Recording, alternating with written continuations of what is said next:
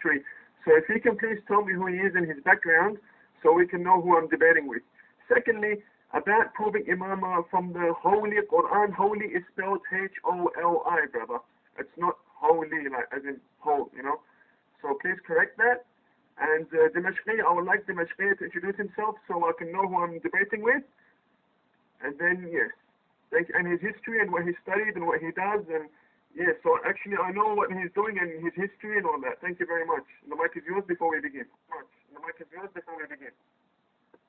Assalamu alaikum wa rahmatullahi wa barakatuh. We said before starting that we shouldn't talk about personal affairs. Then when you claim something that he was at University of Al-Azhar, this means that you do not know anything about Dimashqiah. Al-Azhar is a school in Lebanon, not that university you are talking about. I think this new information has come to you newly in the PM, so you are trying to escape the debate by talking about personal affairs. Can you debate your religion, please, and stop talking about personal things? Thank you anyway.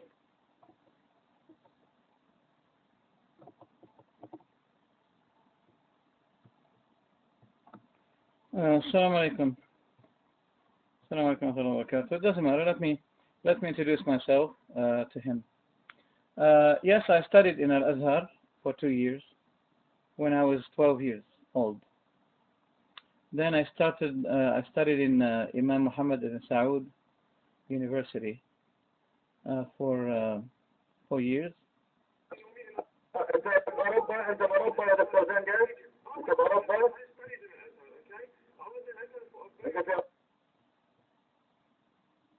No. Okay, Dimashqiah is, sorry, Al-Azhar is in Egypt. It's the place Allah says is Bukhari. We're not stupid.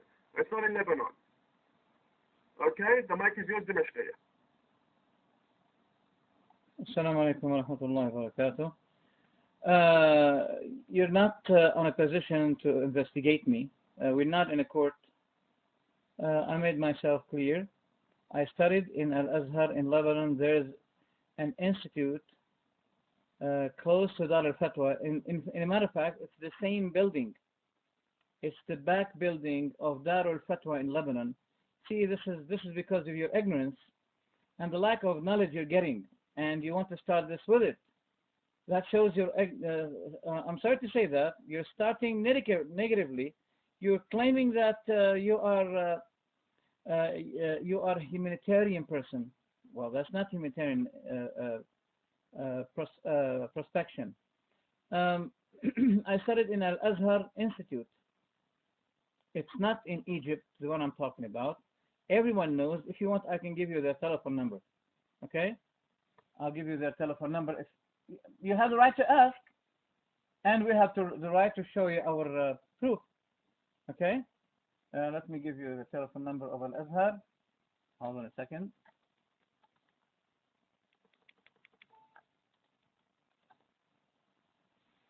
Okay, it is 009611787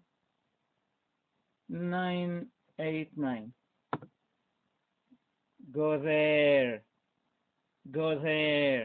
Okay? Unless you're creating any kind of justification to ruin the debate, it seems that you're so chicken, you don't have the guts to debate with me. So now you're provoking. We wanted to have a very calm and respectful kind of debate. It seems you're playing games now. Yeah, you're playing games. Okay, so I studied in Al-Azhar for 2 years. Then I studied in Imam Muhammad ibn Saud University for 4 years. Then I got my master's degree, which the topic was about Sufi cults. Then I got my PhD in the United States, Islamic Studies, and the significance of Islamic doctrine. All right? Oh, sorry. That was before. Then afterwards, I changed my research, and we decided to make it about the Shia, collecting all the doubts of the Shia and refuting them in a book named as استدلال الشيعة بالسنة النبوية في ميزان النقد العلمي. Okay, so that's my biography. Do you want to start the debate now? Mic is yours. And next time, don't tell me we're talking about Al-Azhar in Egypt. That shows the lack of knowledge that you are picking from here and there. Be careful. Take the mic and let the debate be intellectual. Okay, don't be like Sayyid Muhammad, that stupid guy who was writing the name of Umar and Abu Bakr on his shoes, being ignorant, stupid, that the name of Abu Bakr and Umar are the two names of the sons of Ali. The two sons of Ali.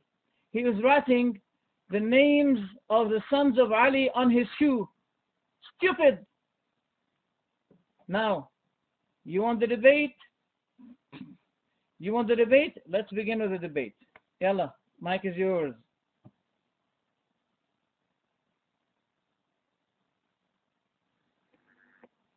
Good morning.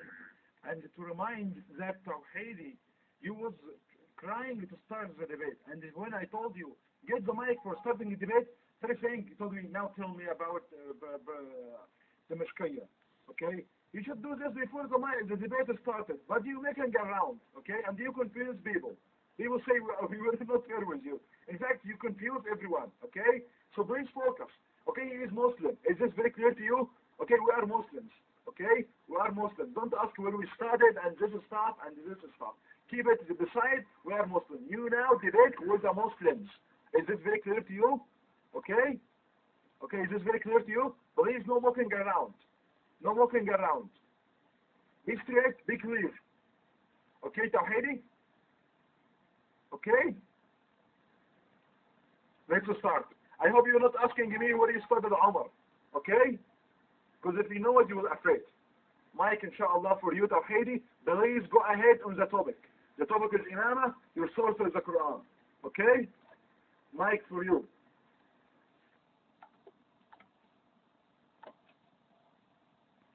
Okay, Bismillah ar-Rahman ar-Rahim. Anyway, let's just go on to the main point. Can I please get a one? Okay. First of all, I think there's a problem because you guys are not understanding where Imam actually came from. Imama was there before the actual Imama of Ali ibn Abi Talib took place. It was actually there in the Holy Quran. Now, I will actually go to the Holy Quran and give you addresses to verses of the Holy Quran where Imama actually has been explained and proven, and actually all the way before Ali ibn Abi Talib came and took place, or basically, with what we believe took place.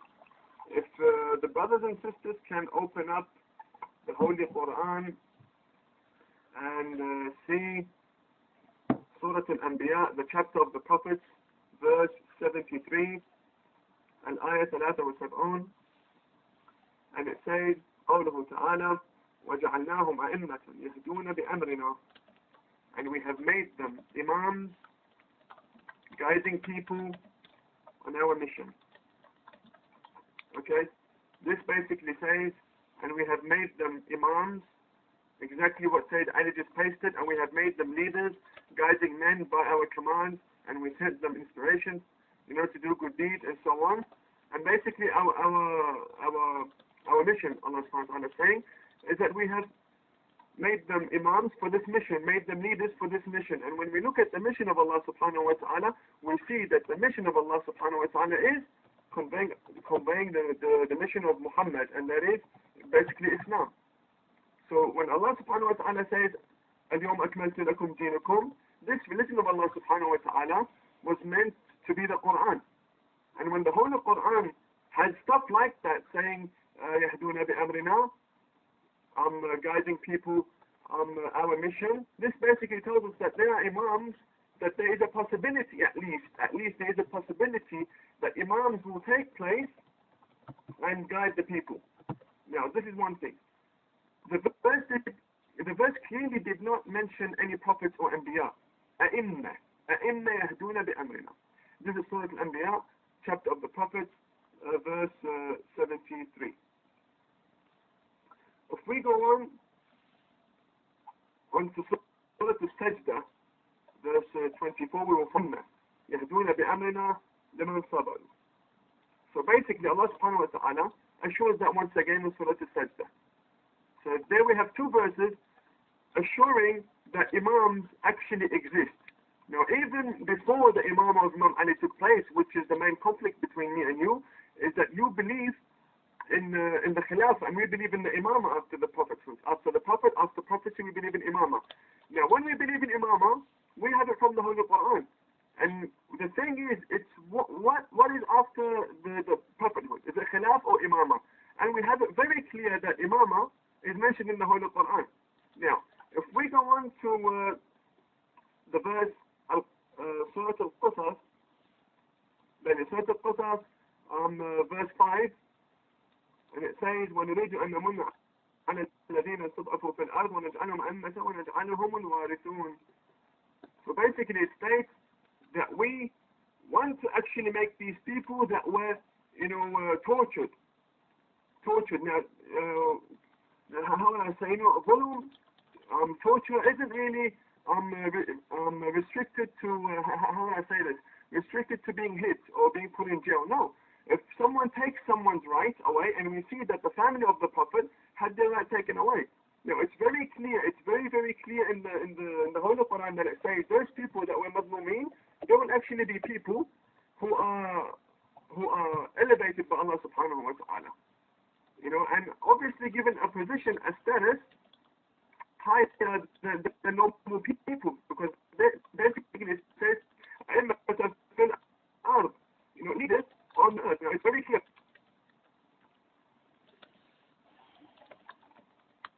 Okay, for now I think I'll just say that for now, that Imamah actually is in the Holy Quran. It actually does take place in the Holy Quran. So actually, does anybody have anything they want to add from the Shia?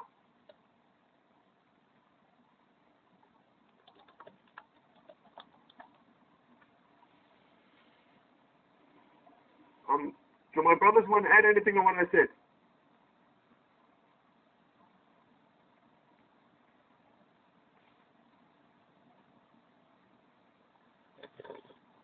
Okay, Sayyid Ali, the mic is yours.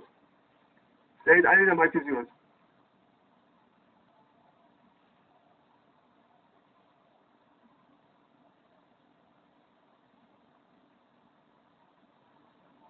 Bismillahirrahmanirrahim. Can you give me a 1 if you can hear me on the mic, inshallah? Can you just give me a 1 if you can hear me fine? Hello? Can anyone hear me?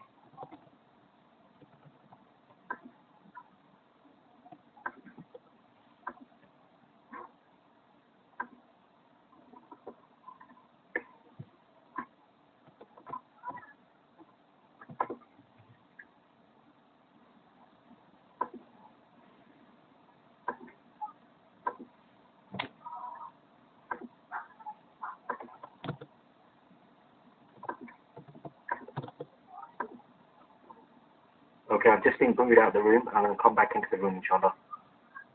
Wasting the time.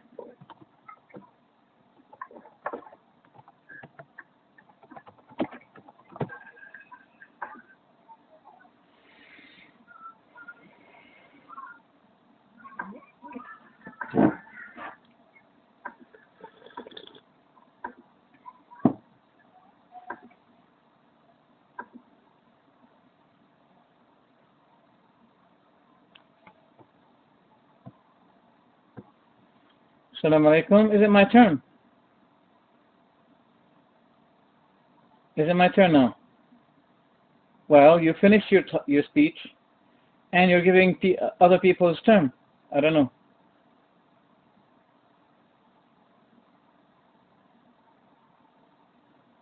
You couldn't think. Well, I'll suggest spare your time. Okay, spare your time. Okay. Until I finish. Shall we start now? Shall I start? Shall I start now? I'll start now. بسم الله الرحمن الرحيم الحمد لله رب العالمين وصلى الله وسلم على سيدنا محمد وعلى آله وصحبه أجمعين.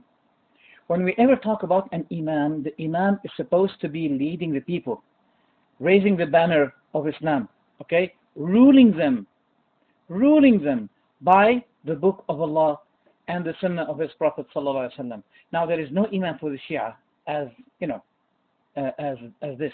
There's no imam. They will tell you that you must believe in our imam. So when I believe in their imam, they're going to say to me, he's hidden, he's not available. Okay, it is irrational. It is against the convention of all the whole world. There is no country in the world that will ever say to someone, okay, hide away from us and lead us. No way. Okay, that's number one. Number two, I thought when he started to cite verses from the Quran that he's going to bring something definite. Whenever you say that I have a proof from the Quran, you have to bring something definite. This is what Christians do. When they want to prove that Jesus is their Lord and Savior, okay, they keep bringing ambiguous texts from the Old Testament. And they will tell you we have 25,000 evidences from the Old Testament, yet they don't bring even one clear cut, like this, evidence from the Old Testament. And that's what our beloved, our respected fellow today did. He did not bring any definite. Okay, he brought a verse where Allah said that we made them. He was talking first verse. He was talking about the prophets. We made them imams. The second verse, he was from a sajda. Allah was not talking about the prophets. He was talking about the people of Israel. That's why he said, we made among them imams. So, which means that all prophets are leaders for guidance. And he picked the word leaders, and he ignored the next word, guiding. So the verse is talking about guiding leaders of guidance, not leaders for ruling necessarily. Okay? So see how he's playing games with the text, with the verses. First, the verses he brought are not clear for his topic, for the topic. And it suits even Abu Bakr and Umar and Uthman, because Allah also made Abu Bakr and Umar and Uthman leaders whom Ali gave bay'ah. You can't say no. So the verse you cited can fit and suit Abu Bakr and Umar and Uthman. So what did you do? You did nothing. And you said you said al-warithin. No, sorry, you don't know how to read the Quran. It's al-warithun. Sorry, al-warithin, not al-warithun. Sorry, the opposite. Okay? And also you said liman sabaru. No, lamma sabaru. You don't know how to read? Yes, I will excuse you that Arabic is not your mother tongue. But since you are coming to a topic, at least you have to know how to read the verses before you cite the verses.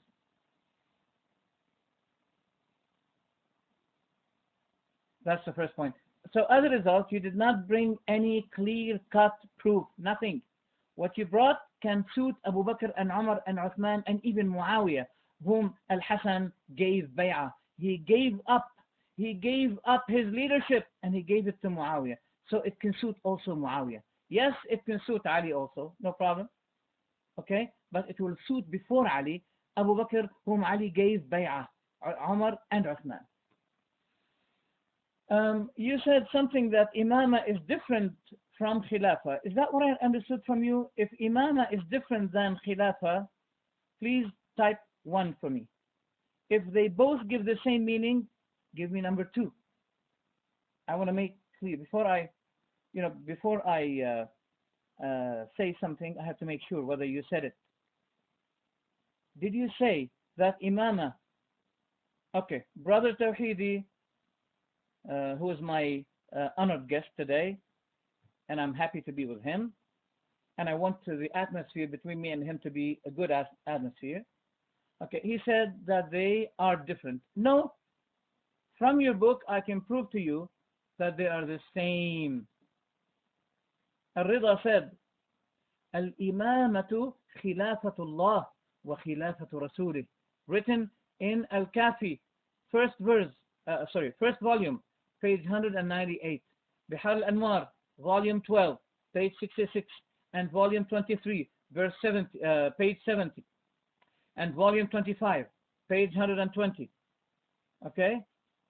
And also, when they invited Ali to be the Imam after the death of Uthman, he said, Wallahi ma kanat li fil khilafati raghbah, wala fil wilayati irbah. Wilaya means imama. Okay? Wilaya means imama. So he made Khilafah and Imama the same in the book Nahj al-Balagha, page 322, and Al-Amali, page 732, and Bihar al-Anwar, volume 32, page 30. Now, so, Alhamdulillah, the last point is, you said that Allah made them leaders after they were tortured, they were persecuted. لما ظلموا. Okay. The topic is, okay. I say, you are wrongdoers, أنتم ظالمون, because Allah quoted Luqman saying to his son, يا بني لا تشرك بالله, O my son, do not associate partners with Allah.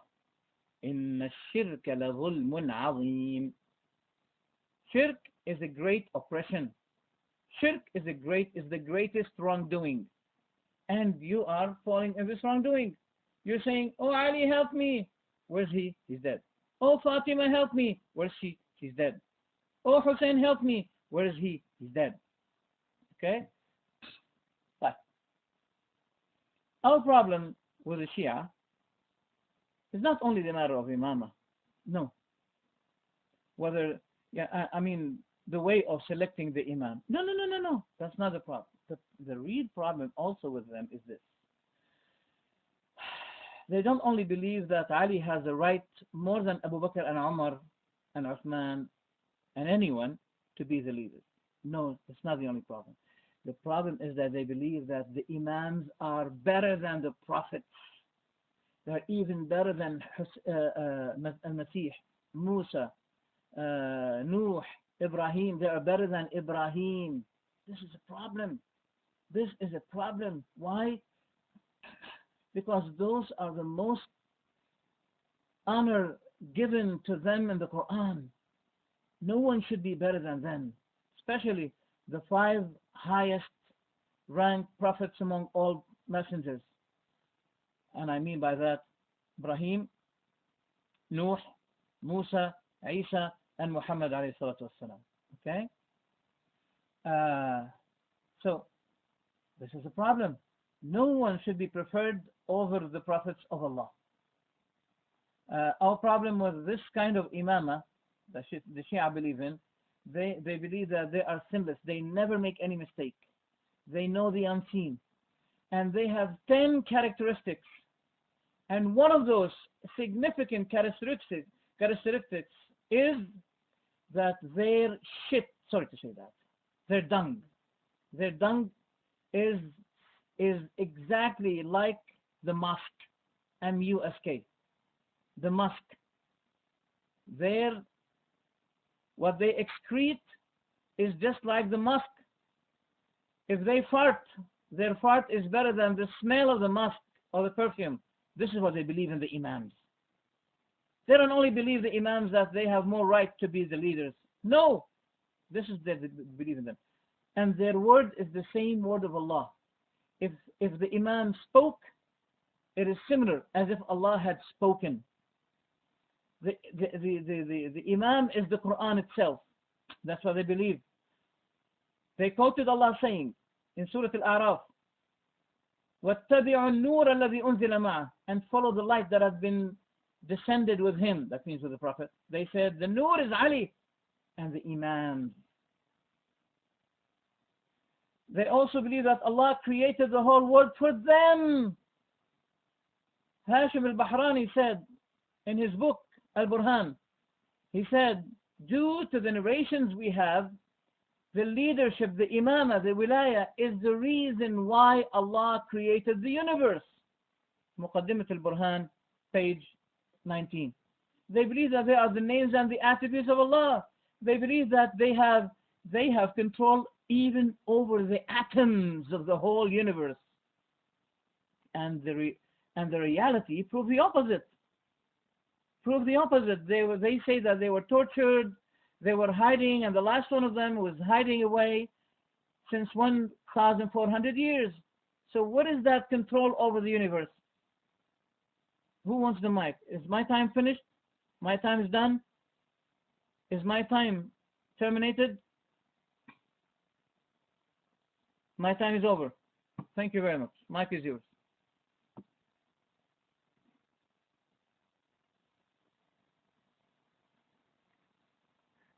Okay. Can I please get one?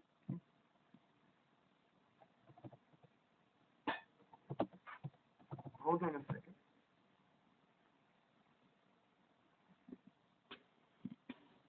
Okay, is it better now? Hello? Okay. Listen, this is to Brother Omar Khattab, the owner of the room. Omar Khattab. On top it says Omar Khattab is the owner of the room. This is outside of the debate. I want to speak to Omar Khattab. Why did you say the debate was only from the Quran?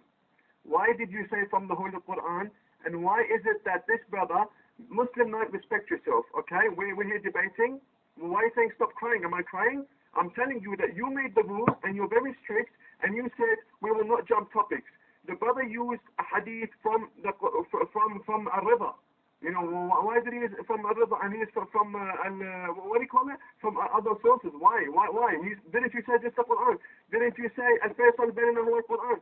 Didn't you say that? Why is it that he used the thing? This is not a debate. You make rules and then you break them. Secondly, you said you will stay on the topic. This guy, I listed down what he went through. He went through bay'ah. He went through shirk. He went through tawassul. He went through not only imamah. He went through also applies to Umar. He went through infallibility. He went through smell of the mosque. He went through wilayah from Umar. He went through light and descended. You know, and he went, the Shiah say they also believe in Ali and Ali. Why can't you answer me? Why can't you answer me my question?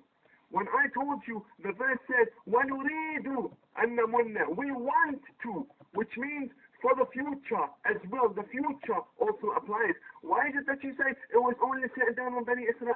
Where does it say? Where does it say in the Holy Quran that it only set down on Israel?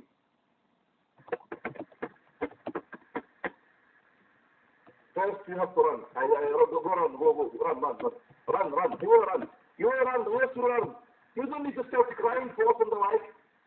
The Shaykh already refuted your feet from A to Z. He took you from the Quran and from your hadiths. So run. Better you run. Stop crying and just run. And that's all. You just need to run. We know that you want to run. We understand that you've been refuted and you want to run. He wants to run, يا شيخ. ما خلاص انت. I don't see you are even qualified even to talk to Shaykh Dimashqiah. Personally, I don't even give you a conviction to talk to him. Finish. You first need to go to school to learn Quran. Finish first. You have to learn how to read Quran first. If you do not read the Quran and you come to debate with Quran, then that's fine. First, go and read Quran. Learn how to read the Quran first. That's all. You want to run, go run. He's running. He's just want to cry. Come on, straight. Assalamu alaikum wa rahmatullah. You called me Guy. I'm not going to call you Guy. I'm going to call you respected fellow. I'm going to call you respected fellow. I'm not going to call you Guy. Despite I'm older than you. You said you were born in 1990. I was born in 1957. I'm like just the age of your father. At least you should be giving me respect. Okay? No. Just give me 1 second. I'm gonna tell you why. First I ask you. You said it yourself. You said that there's a difference between Imam and Khilafah, and I have to answer this. I answered you. from your imams. I hope you're not upset with what Arida said. He said al-imama is the khilafah. Okay, I answered what you claimed. Then why did you say that the imama is different than khilafah? Why? Why did you bring the topic then? Okay. Secondly, I have given those details to prove that our problem with you is not only the matter of selecting the imam. You have horrible beliefs in the imam. Horrible beliefs. You believe that the imams are the names and attributes of Allah. نحن والله الأسماء الحسنى. We swear, the imam saying, you quoted the imam saying, we swear that we are the names and attributes of Allah. Okay? So I refuted you firstly. I said you did not bring any definite proof. See, you know the meaning of definite? Definite means no one can speak against what you said. For example, if Allah said, as what Allah said to Dawood, He said, "Inna ja'alnaka khalifatan fil ard." We made you a khalifa on the land. Fahkum bayna nas. So rule between people. See how clear is this? If Allah said in the Quran something similar about Ahlul Bayt, He said, "O family of the Prophet, we made you the khalifa after the Prophet." Khalas. This is definite text. But you did not bring anything. I told you that you brought ambiguous verses that can suit even Abu Bakr and Umar and Uthman. That's what I told you. So from the beginning, from the first moment I took the mic, I disproved you. I proved you wrong. Okay? Mic is yours now. Thank you very much. Tawhidi, brother Tawhidi. I thank you very much for your discussion with me. I wish that we can have another discussion based on rationalism, based on intellectual evidences. Don't shout. This kind of shouting will not benefit you. Okay? You have been stunned. Please, if you have any evidence, bring your evidence. Okay, forget about anything. Bring me a clear-cut verse from the Quran proving that Ahlul Bayt, the family of the Prophet, Ali and his sons, they are more worthy to be the Khalifa after the Prophet. Bring me something clear from the Quran. Don't bring me verses talking about the Prophets. Okay, don't bring me a verse talking about Bani Israel. Give me a verse that talks directly, absolutely, clearly about the sons of the Prophet Muhammad through his daughter Fatima to be more deserving in being the leaders of the Ummah. Thank you very much.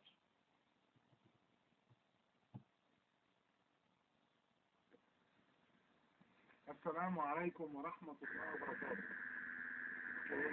And when you speak, don't cry, don't be very angry, okay? Especially when you ask about something, okay? And you're supposed to be answered for it, okay? How could you answer him about something, not for something strange? You need answer for it. And he answered you, okay? Is the voice clear? Is the voice clear to everyone? And this, what is this Sayyid Ali? Okay? No coward here, ya Majusi. Okay? Only the Majusi who used to be cowards. Okay? And the people right. When you speak with Dimashqiah, you need to be polite. Ya Sayyid Ali. Huh? You need to be polite. Okay? And here, I'm telling you, Shia, the owner of the room is Dimashqiah. Is this a problem with you? Okay? He is my owner. He is the owner of the room. Do you have a problem? He is allowed to do anything he wanna. Okay? My brother Dimashqiah, should I give him mic? Yes.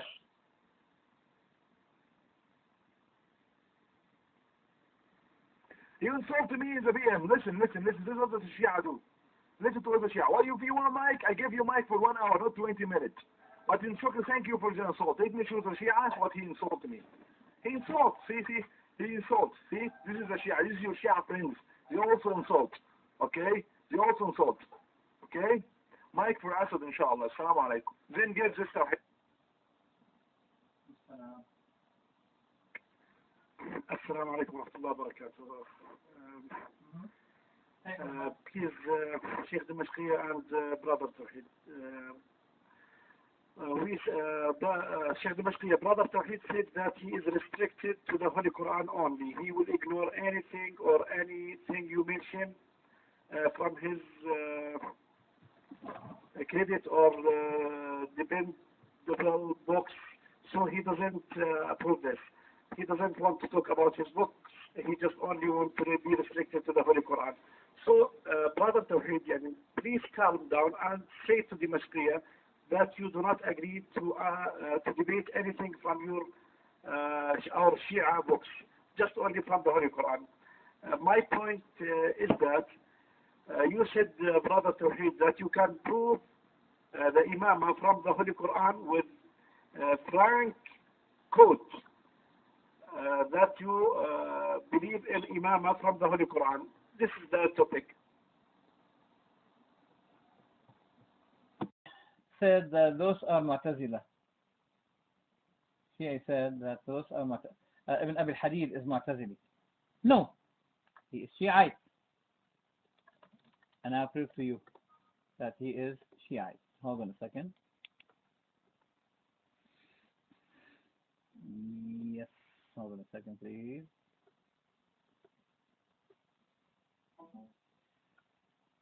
Al-Khunsari said, هو عز الدين عبد الحميد ابن أبي الحسن ابن أبي الحديد المدائني, the author of شرح نهج البلاغة.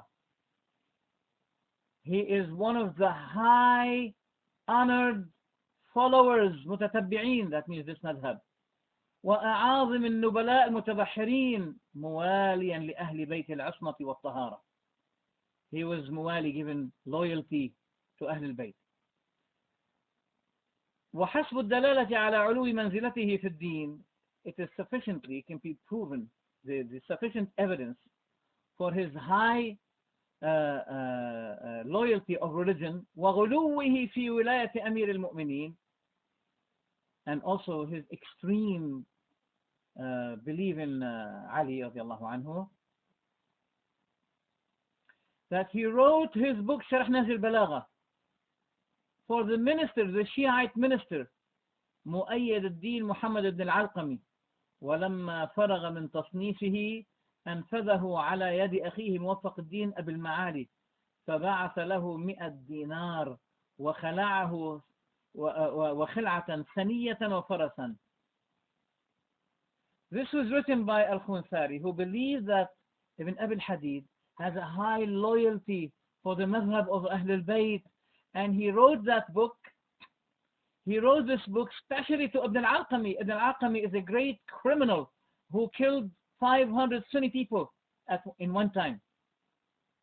He threw the wall over them when they were in custody in the jail, and he killed them all, 500 people.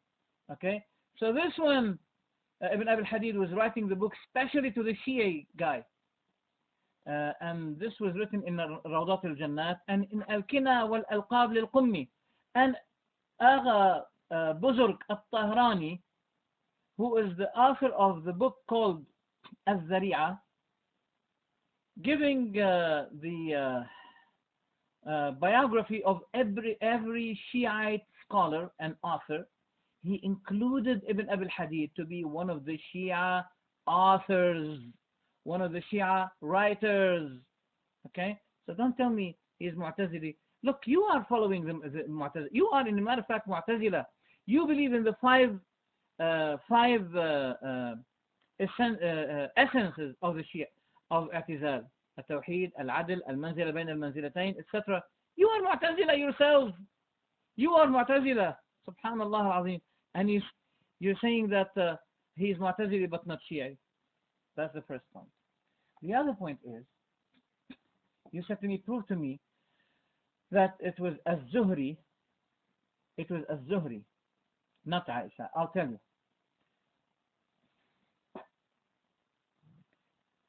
This had been discussed by Fath al-Bari for Ibn Hajar, 7th volume, page 195. And Al-Bayhaqi, he brought the narration. He said, Al-Bayhaqi said that Bukhari narrated this narration from two ways, an Ma'mar, and Muslim narrated it from Ishaq ibn Rahawayh, from Abdul Razzaq, and he said it was Az-Zuhri who mentioned the delaying of Ali, the retarding of Ali from giving bay'ah to Abu Bakr until Fatima radiallahu anha died. Okay? And Az-Zuhri was asked. Az-Zuhri was asked, did he give him bay'ah? He said no. Neither Ali nor anyone until Fatima died. Okay? This narration is narrated by Abu Awana and Musannaf Abdul Razzaq and Tarikh al-Tabari by Abdul Razzaq bin Hammam. Okay? And al-Bukhari, just a second. Yes. So anyway, this proves that Az-Zuhri himself was asked, did Ali give him bay'ah? He said no, but after 6 months. Okay? So it was Az-Zuhri who said it. But the other narration that Ali gave bay'ah to Abu Bakr right after the Prophet's death, after 1 or 2 days, it is authentic, narrated by Al-Bayhaqi in his Sunan, 8th volume, page 143, and Al-Mustadrak for Al-Hakim, 3rd volume, page 80. And Muslim himself was asked about this hadith. He said it is very valuable hadith. It is very valuable hadith. And I said to you, let's say it was Aisha who said it. Okay? Let's say for the sake of argument, Aisha said it. There's no contradiction here.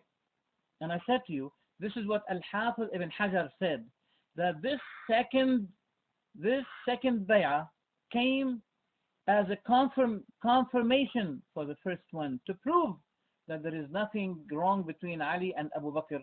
It was a second one. Look, we have 2 authentic narrations. One is that he gave bay'ah. The other one is denying.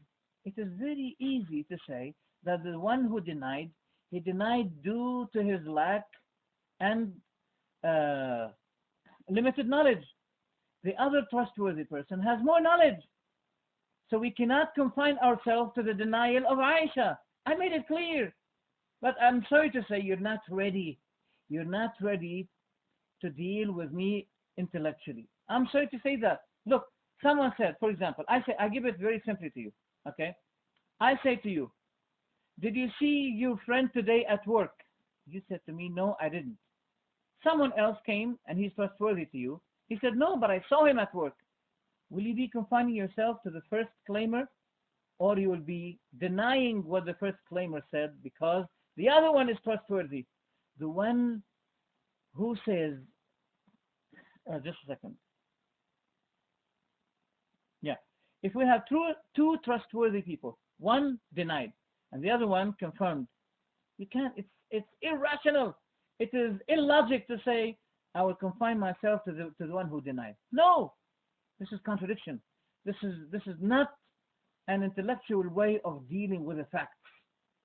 You are not, in a matter of fact, I'm sorry to say, you're not in dealing intellectually. It's only emotional. I'm sorry, this is against the way of seeking the knowledge. Okay? This is not intellectual. If someone denied and he's trustworthy, we cannot limit ourselves to his denial, having proved from another trustworthy that yes, this man did. You can't confine yourself to the one who said didn't. He didn't. No, because you have additional proof. You have additional proof from someone who is trustworthy. I made myself very clear to you, but you don't. You're taking it emotional. Okay. I'll ask you this question, and you take the mic after me. Okay. Your father is trustworthy, and your mother is trustworthy. Okay. You have a brother called Ali. You ask your mother, did Ali come today? Did Ali go to school? Or no. Did Ali come today from school? Your mother said no. Then you ask your father, did Ali come from school? Your father said yes, and he's in his room. Okay? So who are you going to believe now?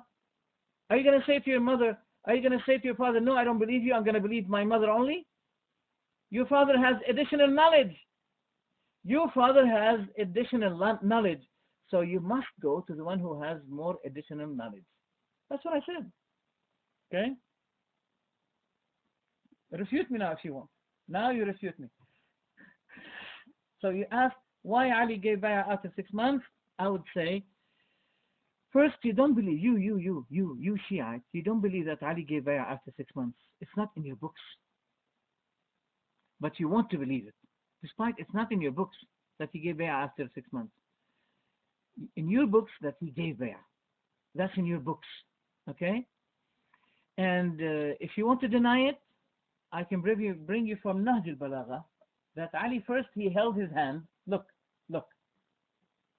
He said, فما راعني إلا انسيال الناس عن فلان يبايعونه فأمسكت يدي حتى رأيت راجعة الناس قد رجعت عن الإسلام يدعون إلى محق دين محمد صلى الله عليه وآله فخشيت إن لم أنصر الإسلام وأهله أن أرى فيه سلما أو هدما تكون المصيبة به علي أعظم من فوت ولايتكم التي إنما هي متاع أيام قلائل يزول منها ما كان كما يزول السراب أو كما يتقشع السحاب فنهضت. He said, I was afraid that if I don't support Islam and its people, there will be a gap that the enemies of Islam will be misusing. So, first I held my hand. Secondly, then I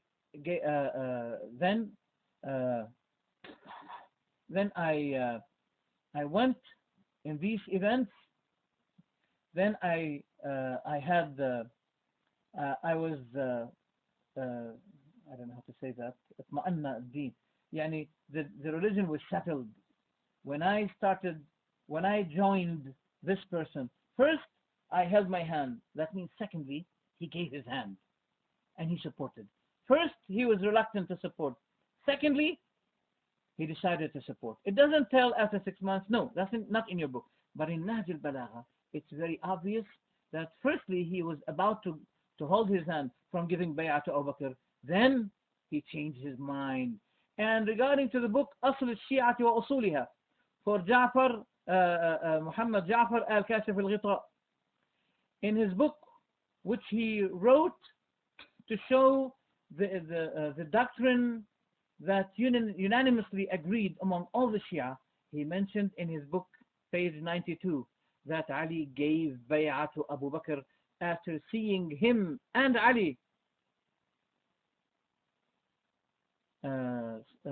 being very supportive to Islam, and Islam became very high in victory.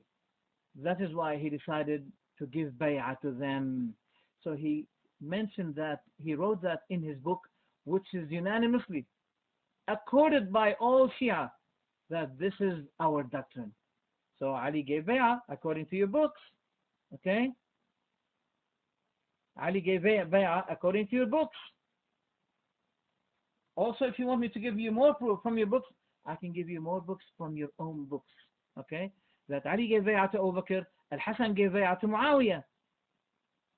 Okay? Forget about the issue of Al-Hasan with Muawiyah. But this is what I can prove to you. If in your books proven that Ali gave bay'ah, come on, stop the argument about that. Stop the argument. Let's talk about something really very constructive. Stop bringing issues about did he give bay'ah or not. Come on, people, reach the moon.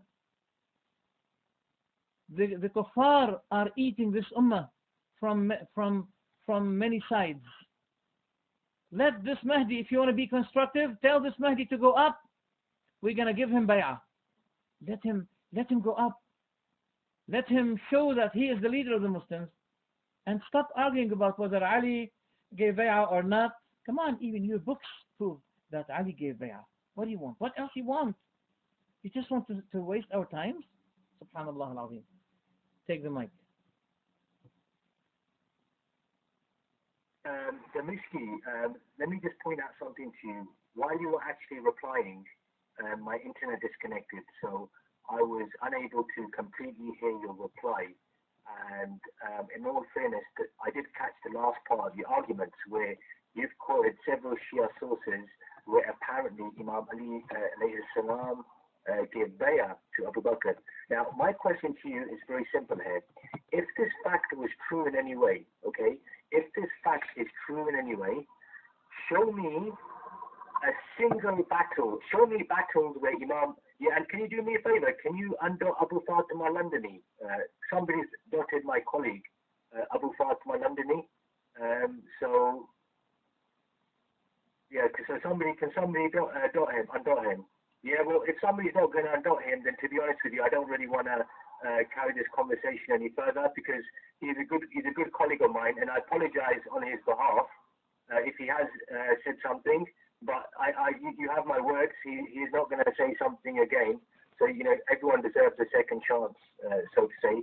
Many of the Khalifa gave a second chance when they became Muslims. So anyway,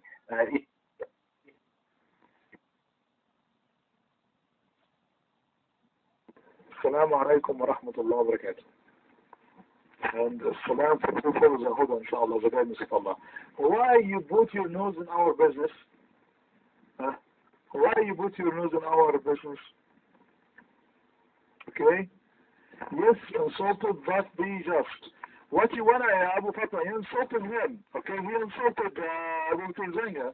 And when I found it insult, I will put him. Okay, also Dr. Zenga, which was telling about. Sayyid Ali is saying that Allah, when he said, وَمِن كُلِّ تَأْكُلُونَ لَحْمًا طَرِيًّا, from every sea you eat fresh meat, he did not talk about the fish. I don't know. Was he talking about the elephant? Was he talking about the lion? What was he talking about? He's talking about everything, every meat you find inside the sea. Every meat you find inside the sea.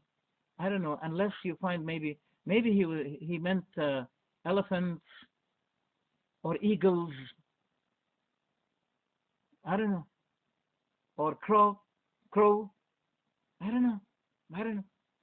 If the whale is not meant, if the Solomon fish is not meant, what did Allah mean by that? Elephants or insects? Or maybe kangaroo? Maybe Brother Tawheedi is from Australia. Maybe Allah was talking about kangaroo animals in the sea. What's the matter with you, Sayyid Ali?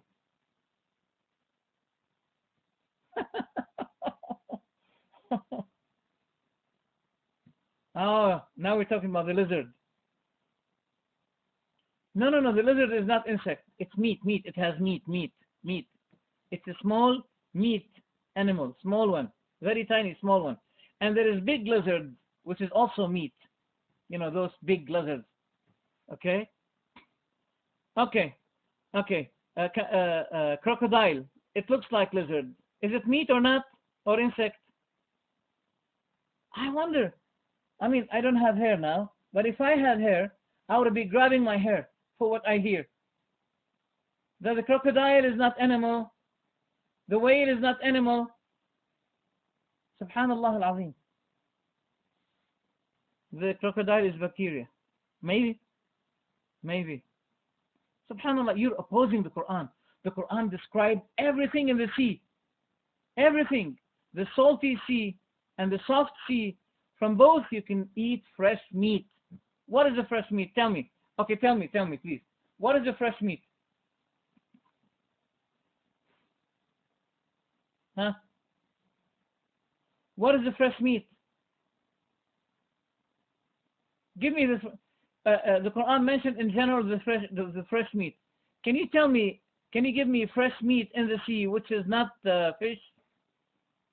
Give me. Wallahi, if a Christian will hear that,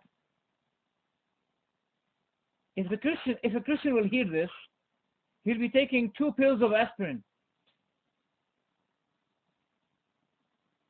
Yeah, take the mic. Yalla. Okay, Dimashqiah, I don't understand your point about fish, okay? Because you want to discuss fadl, right? You want to discuss the issue of inheritance. If you don't understand my topic about the fish meat, at least you should understand what Allah said in 2 verses. Allah said that what's in the sea, anything, it's halal for you to eat from the sea. Okay? And from the sea you will find fresh meat. You were supposed to be giving me the answer of this. Can you tell me? Can you define to me? Can you diagnose? Can you specify to me what is meant by the fresh meat inside the sea, which is something other than the fish? Please. If you don't understand my topic, how did I bring the topic about the fish? It was relevant because not everything Allah mentioned in general. If we should be taken everything mentioned in general unless we find some exemption mentioned in the Sunnah. Look, you agreed with me. You said it's not haram. The dead fish is not haram. It's makruh. That means you agreed with me. In every statement you give, you're giving contradiction. You're contradicting yourself. Finish. How can I deal with you? Finish. You're stunned. I don't know, wallahi. Maybe he's talking about this beautiful woman lady in the sea, which has half tail and half human body. Maybe, I don't know what you call that, Cinderella or something. Arus al-Bahr, the lady of the sea. I don't know. Really, I need to take some pills tonight. Yeah, her mermaid. I need to take 2 pills tonight because, my mind was mixed up. Finish. I can't concentrate anymore. After hearing someone saying that the fish is not meat. Allah said in 2 verses that anything is in the sea, you can eat, you can take from the sea fresh meat. And we have Brother Sayyid today saying to us that yes, you can eat the fresh meat from the sea, but not the fish, because fish is not fresh meat. You're still running away from answering. How can I waste my time with you? I give you the mic to give an answer. You don't want to give an answer. You're not ready to deal with the Quran because you are cultist. You're dealing with the madhab. In a matter of fact, your task, as we see it always, is to twist the verses of the Quran to become suitable, to become, in harmony with your madhab. This is not the right way. The good Muslim, the real Muslim, is the one who comply to the verses, not to bring the verses to comply to his madhab. Wassalamu alaikum, and that's all. To be honest with you, I find them quite annoying. So unless, I think it's probably best if we can drop a couple of hands, and then if people want to ask questions later on, then by all means ask questions. Now, Dimashqiah, my question to you, the topic was initially proving imamah from the Holy Quran, and obviously we've completely drifted away from that. So if you want to, I need to be clear on what we're actually discussing. What are we discussing at the moment? Are we discussing the topic of bay'ah? Because if we're discussing the topic of bay'ah, then I would like to ask you a simple question. Can you tell me the names of battles where Imam Ali participated in during the life of Abu Bakr, Umar, Uthman? That's my first question. And if there's another topic of imamah, can you show me from the Holy Quran where imamat is being appointed by people amongst themselves? Okay, where there's a clear-cut verse where imam has been appointed by people. I do not want the verse of Shura, because this is not relevant here. I want a clear-cut verse where Allah says in the Holy Quran, where, okay, so now you want to discuss which hadith, so you've totally avoided my 2 points, and now what do you want to discuss, sorry? Can you just post it on the wall? Refer me about Fatima, on which issue? On which issue you want to discuss? Because I explained to you before, I was disconnected, so I was unable to. Okay, so basically you want to discuss the issue of Fadak. Okay, fine, inshallah. Okay, because the Quran is our first point of reference, can you show me from the Holy Quran where prophets did not inherit? Okay, anyway, I just keep getting these PMs. I'd appreciate it if people stop PMing me, because it's quite distracting. And what normally happens is when I get a PM, I normally end up getting kicked out of the room, and then obviously, we have some people who get excited, think, oh, that's Shivana. Said Ali, don't waste your time, please. This is something between you and people. You can simply put yourself on the mode of don't disturb. Khalas. No one is going to disturb you. Please, don't waste the time, please. Sorry for red dotting you. I'll remove. Please, admin, remove the red dot from him. Please remove it. This is not subject that you have to waste your time with me. If you have somebody bothering you, many letters, please just put yourself on the don't disturb matter mode, and that's all. Please. Your question now. Please take it. First question is, okay, prove to me from the Quran regarding the matter of, I'm going to prove it to you. About the matter of inheritance from the Quran, I'm going to prove it to you. Okay? What else? Shall I give you the mic again? Sorry for cutting you, but that I have nothing to do with your personal messaging. I have nothing to do with it. Okay, reply, please. Mic is yours.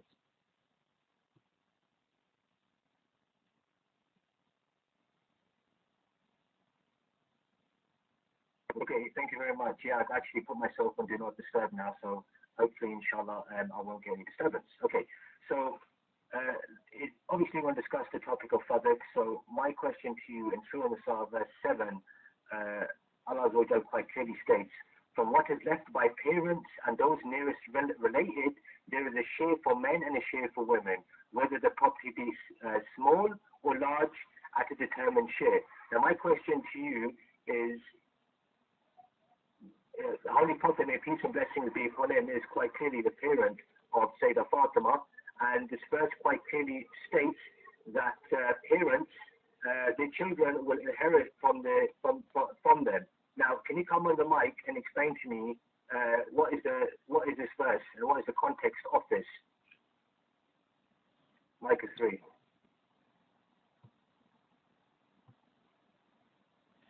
Okay. Firstly, the answer of that the Quran has generalization. Okay, in general, okay, the son should inherit his father. The daughter should be inheriting her parents. This is in general. But the Prophet made something exceptional here. Then there's an exceptional case. It's only confined to the prophets. The prophets are not inherited. And in matter of fact, this can be used against the Christians to prove the reliability and the honesty of the Prophet ﷺ, that he is not after lively property. He's not after lively objective. Because he's saying simply, I don't leave for my family anything to be inherited. What people should inherit from me only is knowledge. And this money that I leave is for all Muslims. Okay? Bye. Reply to the verse. I'm saying to you, the verse is usually applied for anyone except for the prophets. What is the evidence? The evidence is what we find in our books narrated authentically and in your books. Okay? And in your books. For example, I'll give you an evidence. No, wait, I did not finish. Is it allowed to eat the dead fish or not? You tell me. Is it allowed if you find a dead fish in the sea? Do you eat it or not? Yes or no? Yes or no? No, don't say forget fish. No, you know that you're falling now. Tell me, if you find a dead fish, do you eat it or not? Are dead fish allowed to be eaten? Oh. Aha. So eating a dead fish is not allowed in your madhab? Is that what you're telling me?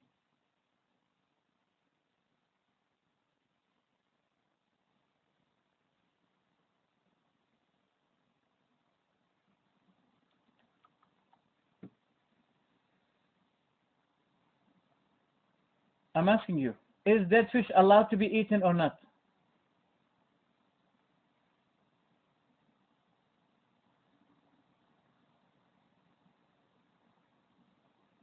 You wouldn't? No, that's not my question.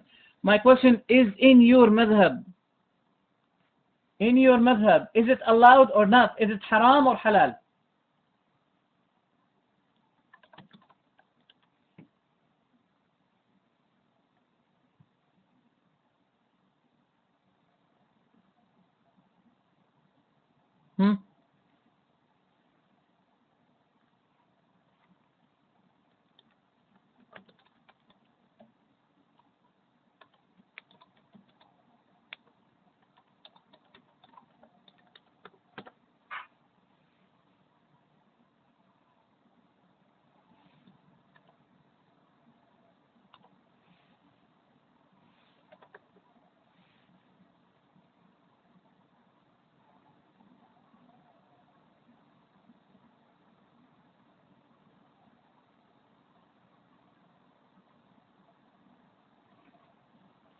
Your books say you cannot, but anyway. Okay, you did not answer. Okay, I'll answer you. I'll answer you. Samak is allowed.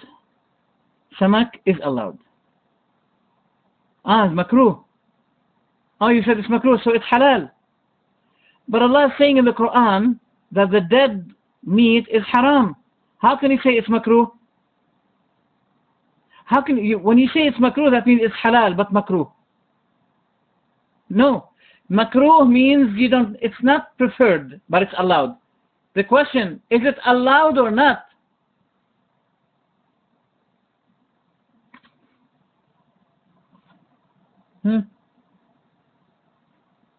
Is it allowed or not?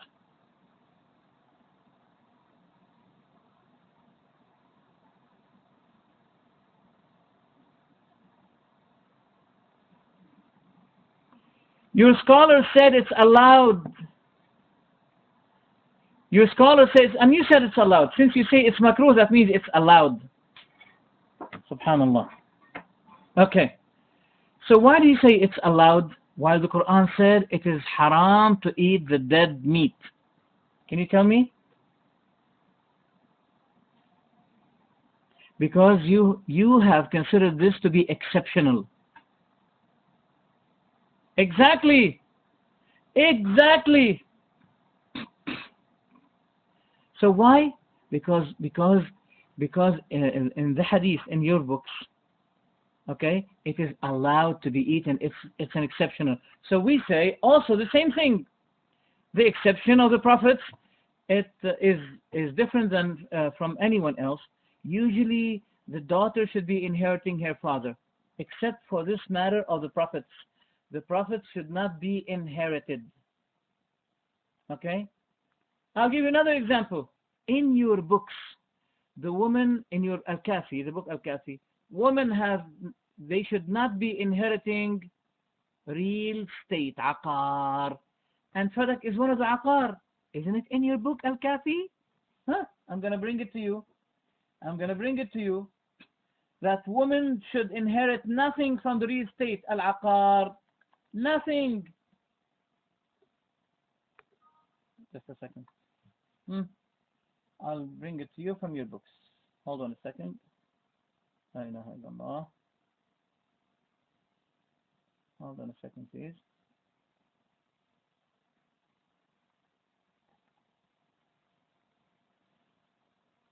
La ilaha illallah. Hold on a second.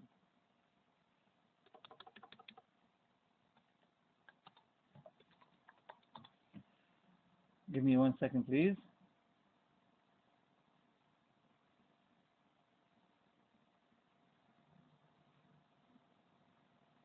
Bab, this is the title in Al-Kafi. Bab أن النساء لا يرثن شيئا من العقار. This is a chapter. The chapter was titled like this in the most authentic Shia book. Women are not allowed to inherit anything from aqar, from real estate. Narrated by Abi Ja'far, the father of Ja'far al-Sadiq. He said, women should inherit nothing from the land, nothing from the real estate, nothing from the real estate. Okay, if the fish is from meat, why do you say it's makruh but not haram? While Allah said in the Quran that every dead meat is haram. Why did you exempted the fish? Ah. You dropped the mic, Dimashqiah. I don't know if you. I'm sorry, Sayyid. Yeah, I did not realize that. Subhanallah, I did not realize it. I don't know how long I was off. The mic was dropped. I don't know. Okay, I'll repeat it. The title from the book Al-Kafi, the most authentic book to the Shia, Al-Kulayni, he put a title. It's not hadith. It's a title that shows a doctrine, the belief of Al-Kulayni, the author of Al-Kafi. He said, the title of the chapter is this: woman should not inherit anything, whether land or real estate, should not inherit. And he quoted Abu Ja'far. No. The issue, the topic is about whether women should be inheriting or not. It's not from the Kafi. The Kafi is not the topic. But the matter of inheritance for women is relevant. Okay? Abu Ja'far, the father of Ja'far al-Sadiq, said, women should not inherit anything from the land. Nothing. And women should not inherit anything from what her husband leaves, whether village or building or weapon or even animals. Nothing. Subhanallah. That's what they said in your book. It's in your books. It's in your books. You see? So, the answer to this verse, that yes, the daughters should be inheriting, but there's an exceptional case here. The Prophet said it, and it's authentic in your book and in our book, that prophets should not be inherited. And there's no contradiction here. It only gives exemption to the matter of the prophets. The prophets should not be inherited. That's all. And Khomeini said this hadith is authentic. Al-Majlisi said this hadith is authentic. Al-Kulayni narrated it. Al-Ruhani said it's authentic. Many of your scholars, they said this hadith is authentic, that prophets should not be inherited. Is there any contradiction here? No. There is a general rule for anyone, and there is exemption only for the prophets. The prophets only should not be inherited, but any other one should be inherited. There's no contradiction. So that gives an answer to your question. Mic is yours. Okay, well, as for the start, there's several issues here because we are actually discussing it from the Holy Quran. But once again, you keep going to hadith, and I don't understand why do you keep going to hadith? If you want to stick to the Holy Quran, then let's stick to the. Sorry, Said Ali. Why did you quote Fatima? Why did you quote Fatima and the land of Fadak? The land of Fadak is not in the Quran. You brought this topic. You brought the topic, not me. When I refute, when you bring something and I refute you, you come and say, why did you bring this topic? It's not our topic. I'm sorry to say, you are deceiving people here. You brought the topic of Fatima, not me. Then why do you blame me? Why do you blame me if I brought the matter of Al-Kafi? It's your books who said that. It's you first who brought the issue of Fatima. Okay, the land of Fadak is not mentioned in the Quran. Why did you bring it? I'm refuting you. Don't blame me if I refute you. Mic is yours, please. It seems, I'm sorry to say, Sayyid, you're not qualified in standing before people and discussing with them intellectually. I'm so sorry to say that. Don't blame me, please. Mic is yours. I'm sorry for doubting you, but you're repeating the same thing to have people thinking that I'm running away from a topic. You brought the topic of the land of Fadak, and I'm refuting you. Thank you very much. Sorry for red dotting you. Please remove the red dot from Sayyid Ali.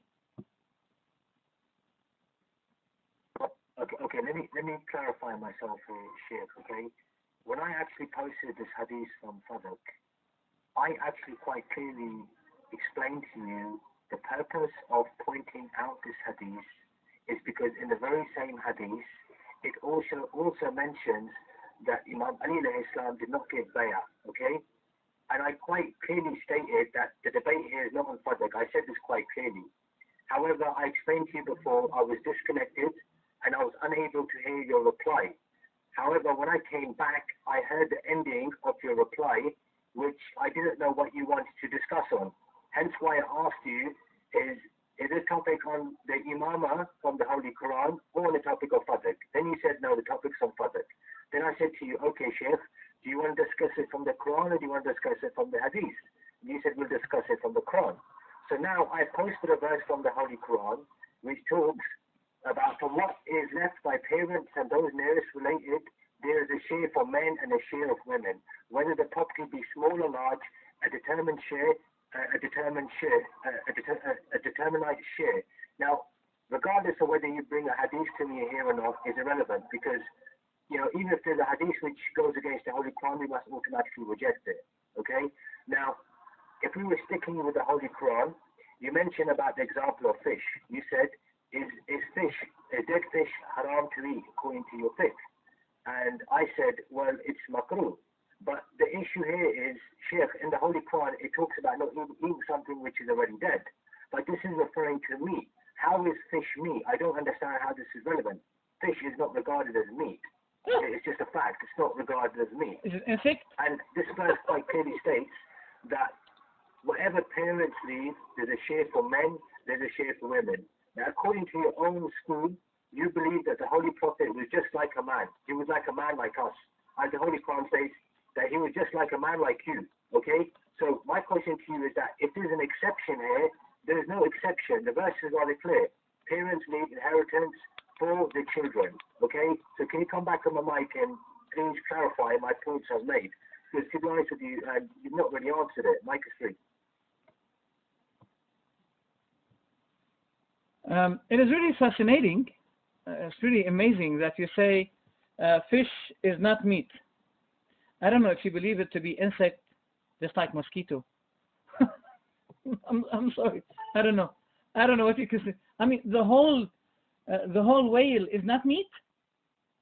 Answer me. The whale, is it meat or not? Is the whale meat, or is it just like a cockroach? Is it meat or not? Is the whale meat or not?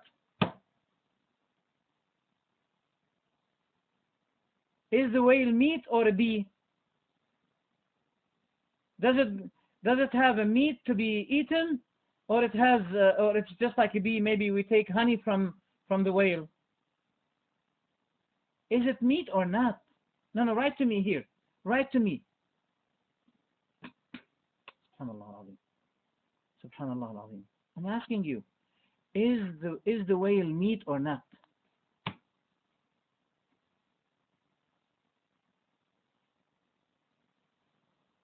Why don't you write it? Yes or no? Just say to me, yes or no. Thank you very much. It's not meat. Okay. So brothers. Okay. لحظة شوي. لحظة. So brothers. Just a second.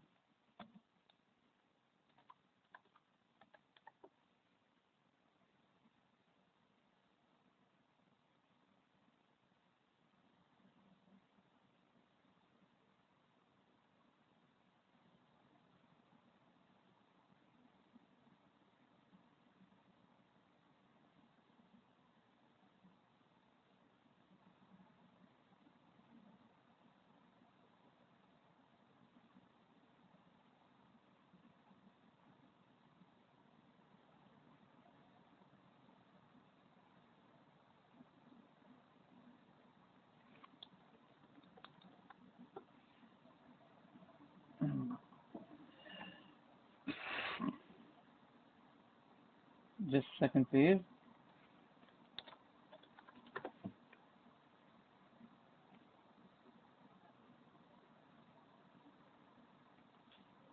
طيب.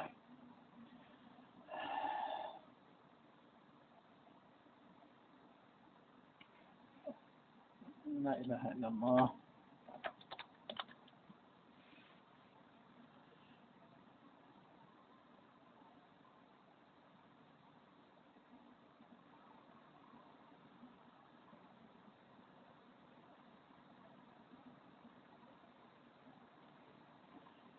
Hold on a second, please. I'm so sorry about that.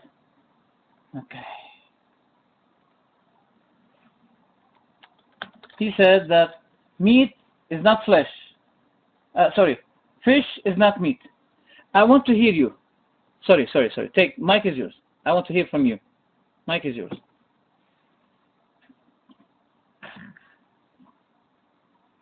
The Sheikh, as I quite clearly stated before, if you just even do a Google search on this, fish is not considered meat, okay?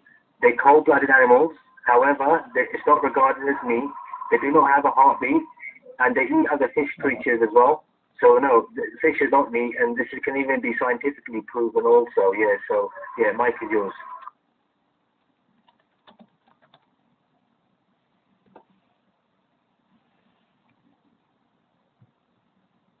Okay, I'll deal with the Quran regarding this. وهو الذي سخر البحر لتأكلوا منه لحما طريا. And he is the one who subjected to you the sea, so you can eat there from a very soft meat. Meat. It's in the Quran, Surah Al-Nahl. I'm not googling.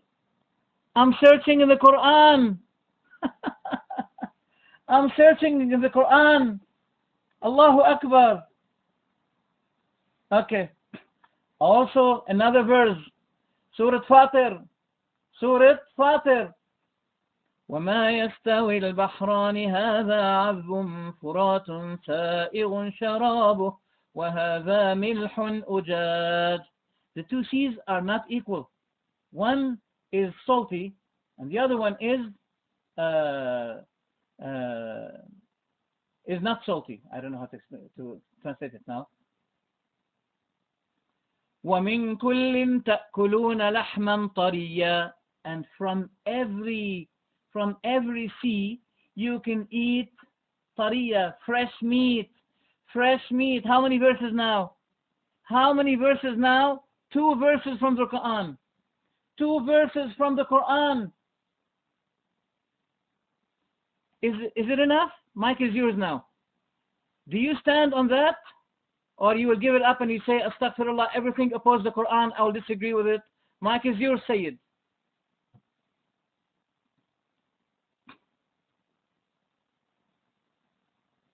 Okay, let me make one thing clear today, okay?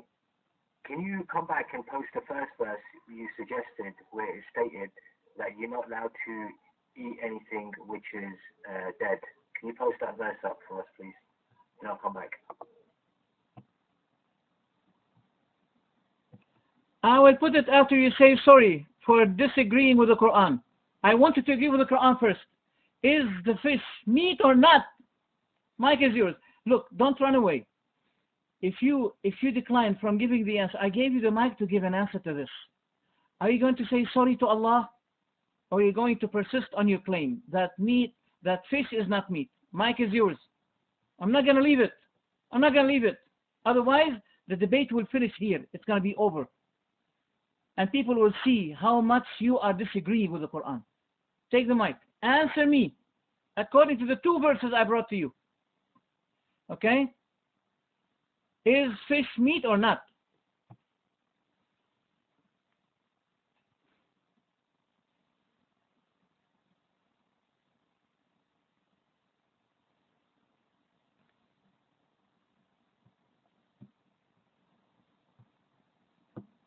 Said Ali, take the mic. You're not red dotted. Take the mic.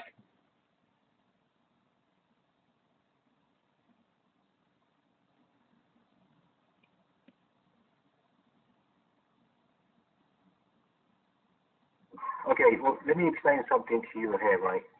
In the Holy Quran, it quite clearly states that every nafs shall taste death, okay? So Allah is also called nafs as well. Now, what we must understand is, if we claim that all nafs shall die, astaghfirullah, that also means Allah will die as well. So as for this verse you posted, it quite clearly states that yes, you're allowed to eat animals from the sea. Now, whether there was a specific word for fish being called meat at that time is a different story. I don't understand what your point here is about fish, because Allahu Akbar. you quite clearly stated that you are allowed to eat dead fish according to your fiqh, and I said, well, according to our fiqh, it's quite clearly makruh, and I personally would stay away from it.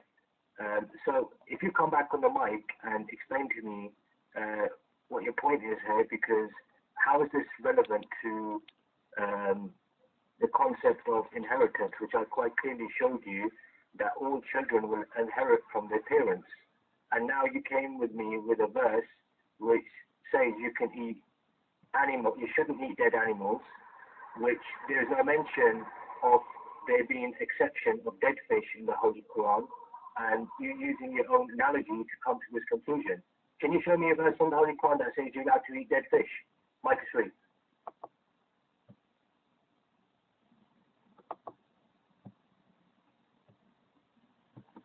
This is the third time I ordered him to answer the question if the fish considered to be meat or not. He ran away. Debate is over. You have been broken. Khalas. I'm not going to give you another chance. I'm not going to give you another chance. He ran away and he disagreed with the Quran.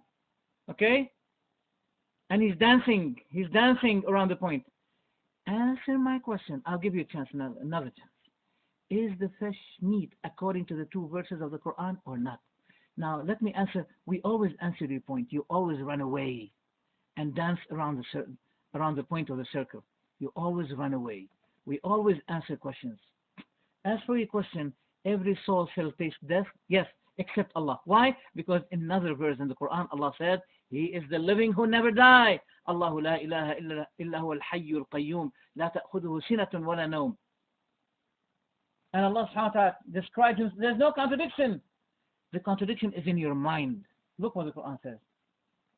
وَتَوَكَّلْ عَلَى الْحَيِّ الَّذِي لَا يَمُوتُ وَسَبِّحْ بِحَمْدِهِ. Depend on the living one who will never die. The living one who will never die. Allahu Akbar. So there's exception here in the Quran. Okay? So there is no contradiction when Allah said every soul. And Allah is a soul. As Isa said, تَعْلَمُ مَا فِي نَفْسِي. You know what's in my soul. وَلَا أَعْلَمُ مَا فِي نَفْسِكَ. And I don't know what's in your soul. That's what Allah said. Okay? Very good. Very good. Okay. Okay. Wait. How do we know if the dead fish is allowed or not? Okay? Okay? We have the Sunnah. The Sunnah also explains the Quran and confine the generalization of the Quran, can confine it, can make some special rulings of what had been generally mentioned in the Quran. And the Prophet said, أُحِلَّتْ لَنَا مَيْتَتَانِ وَدَمَانِ. Two deads are allowed for us. This is exceptional. Okay? This is exceptional. That's the first point. Look, you're contradicting yourself. When you say it's makruh, makruh means allowed. But I'm sorry to say, you have no knowledge. If you have knowledge and you respect yourself, go and learn usul fiqh, and you'll find in the books of usul fiqh that makruh is one of the things that are allowed, but not really liked. Makruh means allowed. Okay, so how did you allow it? Okay, you're contradicting yourself. You're holding in the Quran when Allah said that the dead is not allowed, and the dead fish is one of the allowed things. Okay, so stop contradicting yourself and answer my question. Don't run away. People are waiting for your question. Answer the question: is fish meat or not? Take the mic. And this time, if you don't answer the question clearly, the debate will be over. And everybody will realize clearly, will observe that you're running away from the Quran. Yalla. If you are with the Quran, as you say that Ali was always with the Quran, don't be against the Quran. Say astaghfirullah. Now I know that fish is meat. Otherwise, you can run away, but this is being recorded. Not only audio, but video. Take the mic.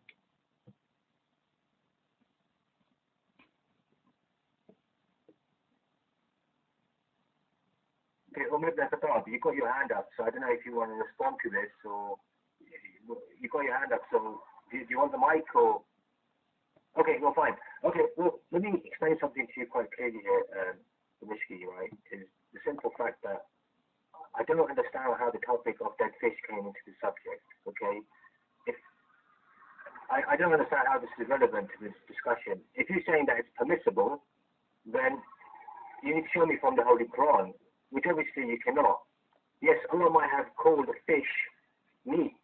However, in those times, there was not a certain terminology to describe sea creatures. Yes, they might have been referred to as being fish. However, now, scientifically speaking, fish is not regarded as meat. It's a simple fact. And I don't understand how this is relevant to the discussion. I've quite clearly given... Give takbir, all Muslims. Give takbir. Allahu Akbar. Allahu Akbar. He ran away. He opposed Allah. Finish. You're finished. I'm not going to stay here for 5 hours with you wasting kind of time. You're wasting my time. You ran away from that. Allahu Akbar. You're finished. I brought you 2 verses from the Quran and you say, he might. Allahu Akbar. Allahu Akbar. It had been recorded by video. Okay? Thank you very much for debating. Anyway, I respect you as a Shia, and I respect you also as a guest in this room. May Allah guide you. And I see that it is a matter of kufr to disagree with Allah after Allah described the fish to be meat. Okay? Regarding the exemption, the Sunnah can show the exemption of the Quranic rulings. It can also abrogate. It doesn't only confine or specifies some exemptions. No, it can also show the abrogation of some verses as being stated clearly by Ali in Nahj al-Balagha, page 26, where he said that Sunnah, the abrogation of the Quran can be known by the Sunnah. And I say the exemption of the rulings of the Quran can be specified by the Sunnah as well. Allah described the dead meat to be haram, but the Prophet mentioned that the fish is exempted and the fish is meat. And I'm sorry that you made the whale equal to the mosquito. You made the whale you made the whale equal to the mosquito, and you said, look, either the whale is jinn kind, or mankind, or animal kind, or insect kind, or angel kind. Take your choice. Take your choice. Subhanallah al-Azim. The debate is over. Barakallah fikum. And the man doesn't want. When you realize that the person doesn't want the truth, how can you debate with him? It's over. But it will be a lesson to the other Shia. Assalamu alaikum wa rahmatullahi wa barakatuh.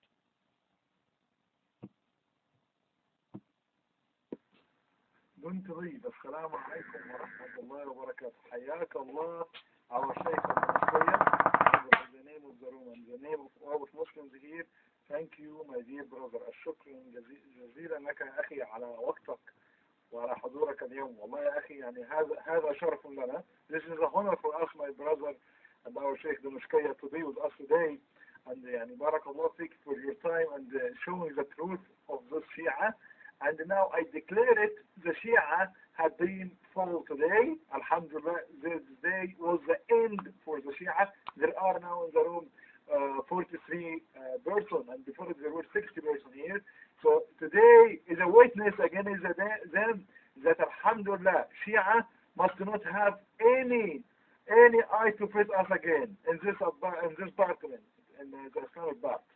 They should not have any eye to face us again. Okay? Shia, you know now that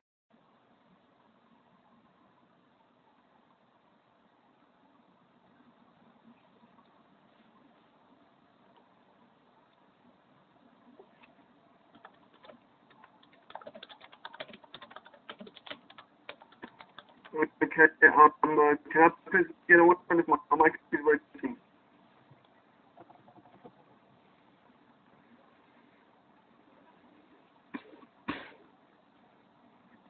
Okay, just let you know. And that when I spoke to Umar Khattab, I told him that me and him will debate using just the Holy Quran. Okay? Just the Holy Quran. Why is it? Okay, listen. I want to talk. Why is it that you said the time is restricted? Before you called me Kafir, Majusi, we do not dot people, we will debate in your room. I respected you. I come to your room, okay? You are an Arab like me. When we come to people's rooms, it's like a house. Okay, I'm a guest here. And you're the one who's representing Islam, and I'm the one who's representing Shirk and Shiism. Okay, no, why didn't we jump to turn? Okay, I'm telling you what you guys are doing. You can't make a point. Okay, listen, I'm not finished. I can get to one. Can I get a one now? Sorry, guys.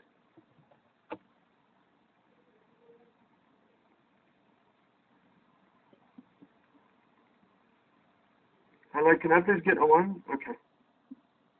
Brother, I'm not angry, okay? I'm not angry. You see, Brother Omar, you see this guy, he says, ask the 12 Imams to help you. Is this how the Muslims are? Is this how the Muslims are? Why did you take the mic off me? I was talking. And when I spoke to the Dimashqiah, the topic was, listen, I'm going to go back to the topic. I'm going to stop crying like you're saying. I'm going to go back to the topic, okay? Listen, I will go back to the topic, okay? You said that I had to bring Imama from the Holy Quran. When I brought Imama from the Holy Quran, and I didn't speak about Mazlumiyya, I said, Alladina Zulimu, those people who were heard from the Holy Quran. The word Mazlum was in the verse. I did not say that the Imams were in tragedy. Okay? Now, I'm just telling you, Dimashqiah, if you want to debate me, let me know. Do you want to debate from the sources? Do you want to debate from Shia Sunni sources? Can you tell me on the wall right now? Write down yes from sources, no from the Holy Quran. So I know what's happening, you know. What kind of a debate is this? I'll tell you with someone who doctrine and PhD and Azhar and America, you know. I'm sure this is not a debate. Why are you doing this? Yes. Now let me tell you something. I gave you a verse from the Holy Quran that says, وَنُرِيدُ. Is my voice coming? Okay. I said, وَنُرِيدُ. Okay, and we want to. Now you're the one who says I am bad at Quran. You're the one who's insulting me now, telling me I am a mushrik and so on. Anyway, to me it's an insult. To you, it's not an insult. There's no problem. I am a mushrik. I'm a kafir. There's no problem. But can you tell me right now, why is it that you went through bay'ah, through shirk, through tawassul, through this also applies to Umar? I mean, if it really was to apply to Umar, we would have another discussion about this. If the khilafah applies to the family or to the companions, that's another discussion. I mean, me and you are students of Islam. We know this. Me and you are students of Islam. We know that imamah between Ali and Abu Bakr, okay, this has a different topic. Why are you bringing it here? Why are you bringing it here? Now, why did you speak about it? Very weak. Infallibility. We were talking about Isbat al-Imama min al-Imama from the Holy Quran. What did you go to Imam? That's another research.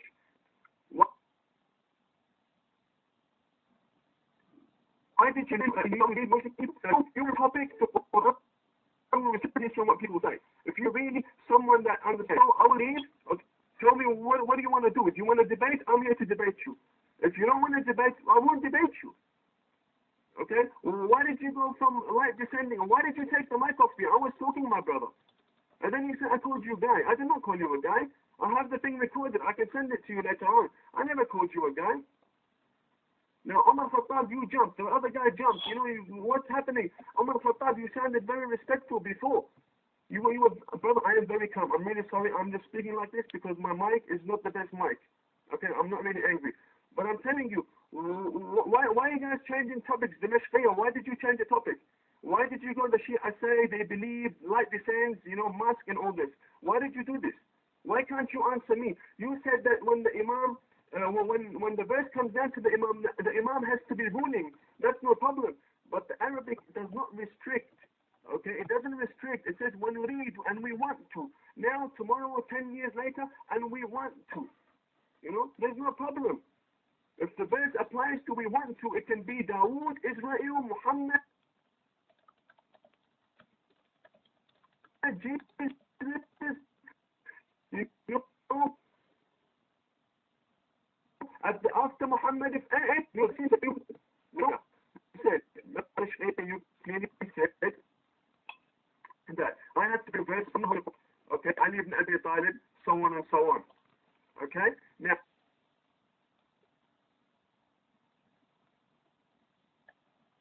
Do you want me to bring you verses from your book? Bobby, I was floating right now. Right? Do you want me to give you names from your books? Or do you want me to give you from the Quran? I want to understand because everybody's jumping the mic and everybody's talking. I don't get this. Okay, so I'm going to give the mic to... I have 4 minutes left. Thank you very much, Finn. I have 4 minutes left. Tell me, brother Dimashqiah, it's between me and this doctrine, PhD, Masters, I don't know what he is, from Al-Azhar University.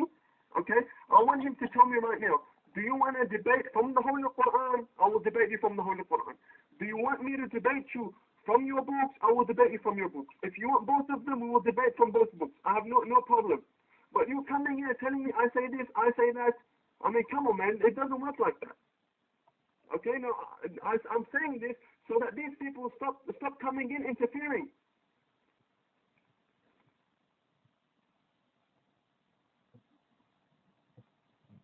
بسم الله الرحمن الرحيم الحمد لله رب العالمين وصلى الله وسلم على محمد وعلى آله وصحبه أجمعين. You have linked the imamah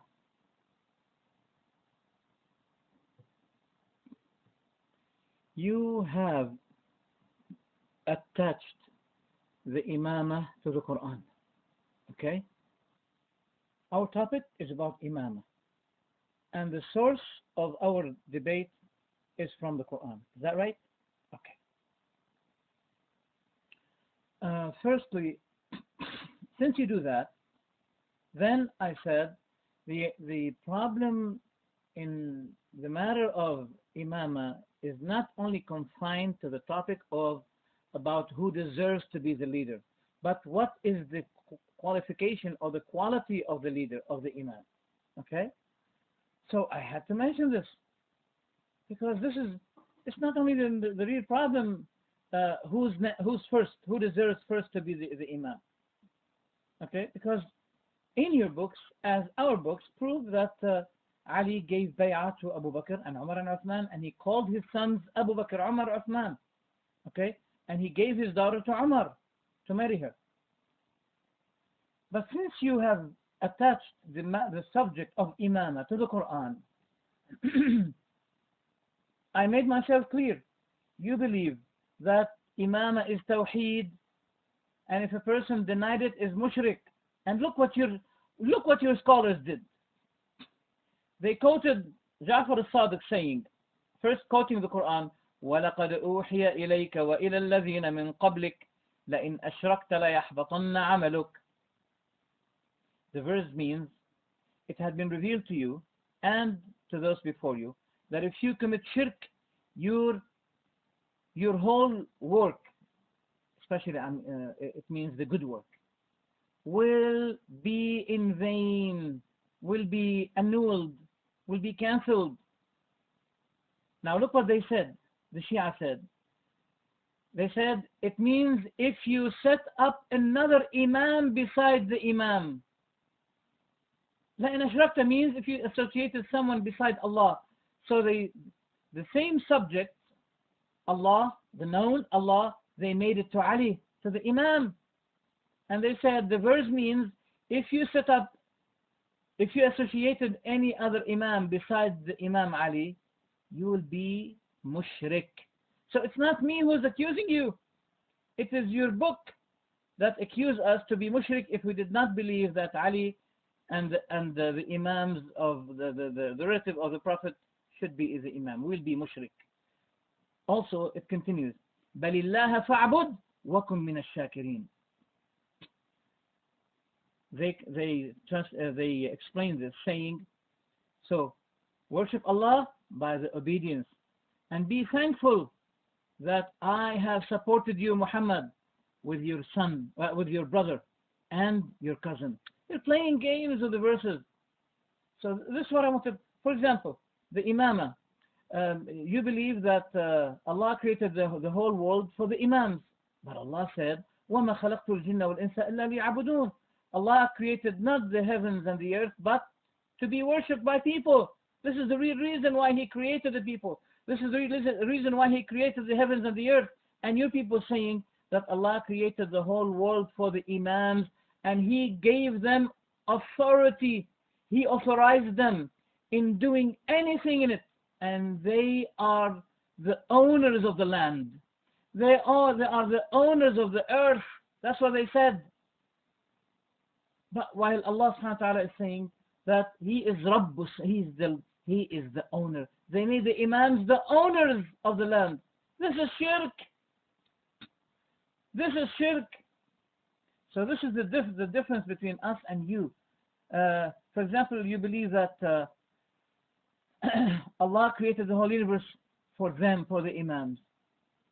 And that is to be found in Muqaddimat al-Burhan, page 19.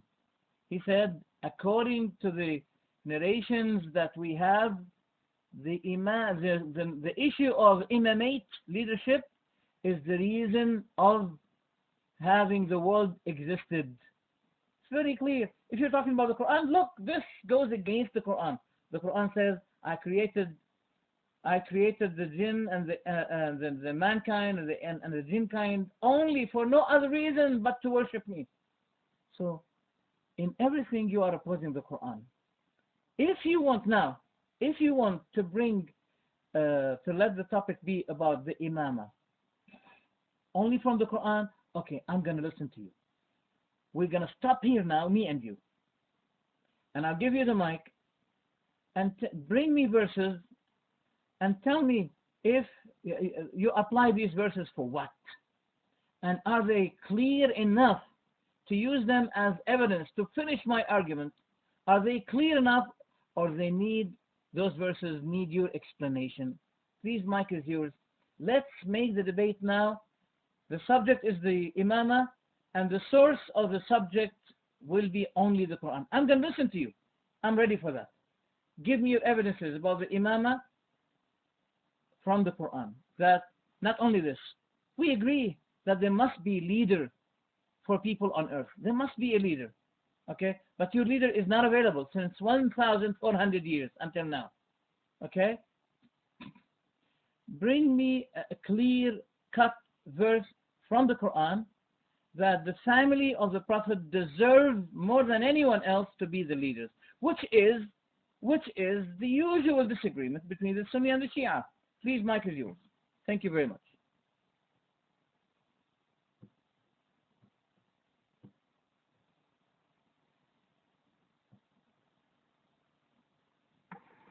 Okay, can I please get a one?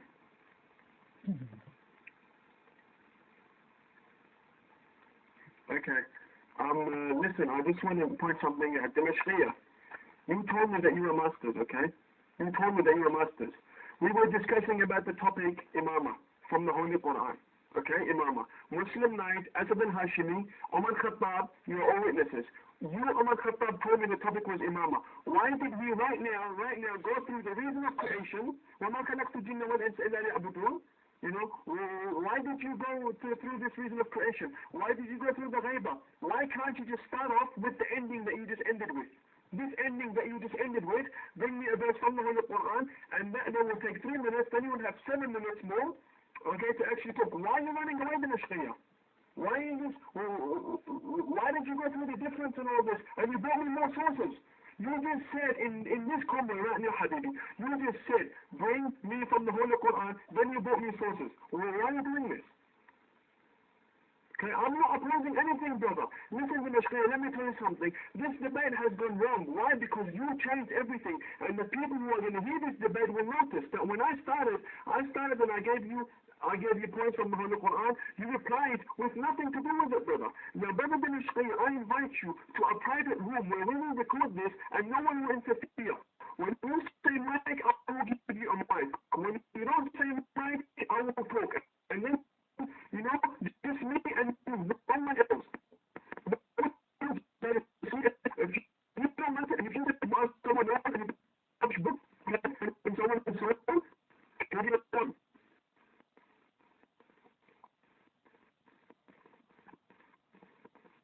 Can I get it done?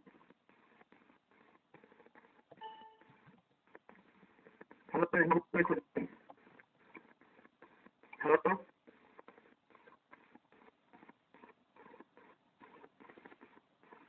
I don't know if anything you got like women.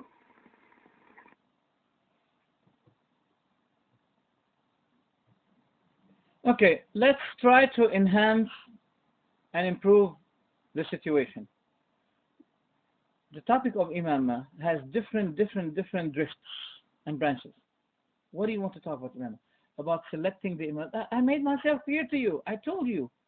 What do you mean? And I made myself very clear. I said to you, if you want to talk about who deserves to be the leader after the Prophet, from the Quran only, I'm ready. I gave you the mic to give me your evidences. And I said, okay, I agree with you. Let's start talking about this issue, okay? Branch A, for example, regarding the matter of imamah, from the Quran only. I gave you the mic. I didn't give you the mic to keep crying, and keep saying to me, where do you get your, you have master degree, you have etc. Stop crying about this. Stop taking people emotionally. This is emotional tactics. Stop these emotional tactics. They are nothing. They're just like balloon. Okay? Give me the evidence from the Quran. If the subject of imamah you meant is the more deserving, who deserves to be the leader after the Prophet, I'm ready for you. You said from the Quran, I'm ready for you. You want to bring it from your books, but first it should be from your books, then from our books. Okay? You want to use that? I have no problem. My way is intellectual. Your way is emotional. That's why people are saying to you, stop crying. You're crying. Why did you say that? Why did you say, I finished you from the beginning and finished. I told you. My answer, my refutation to you was, you did not bring a clear cut. We thought that you're going to bring something very strong evidence from the Quran. You did not bring anything. You talked about that Allah wants to grant the people of Israel, those who have been tortured, He's going to be granting them to be the leaders. Okay, thank you. And He gave the leadership to Abu Bakr and Umar and Uthman, and Ali supported them. He gave them bay'ah. So the verse doesn't suit your demand. It suits us, because we have the evidence, which you cannot deny, that Abu Bakr became the leader after the Prophet, not Ali. That Umar became the leader after Abu Bakr, not Ali. That Uthman became the leader after Umar, not Ali. And now we believe that Ali deserved to be the leader after Uthman. No one should be before Ali after those three Khalifa. That's what I say. And the reality prove what I'm saying. Okay?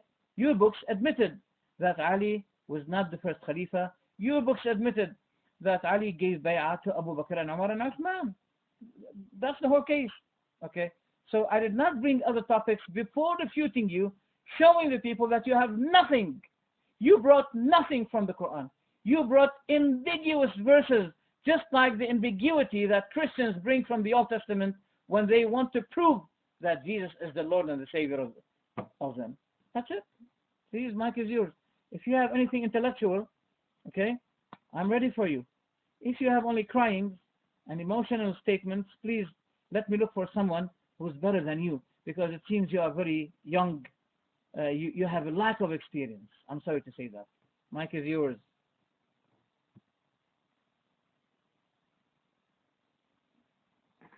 Okay, can I please get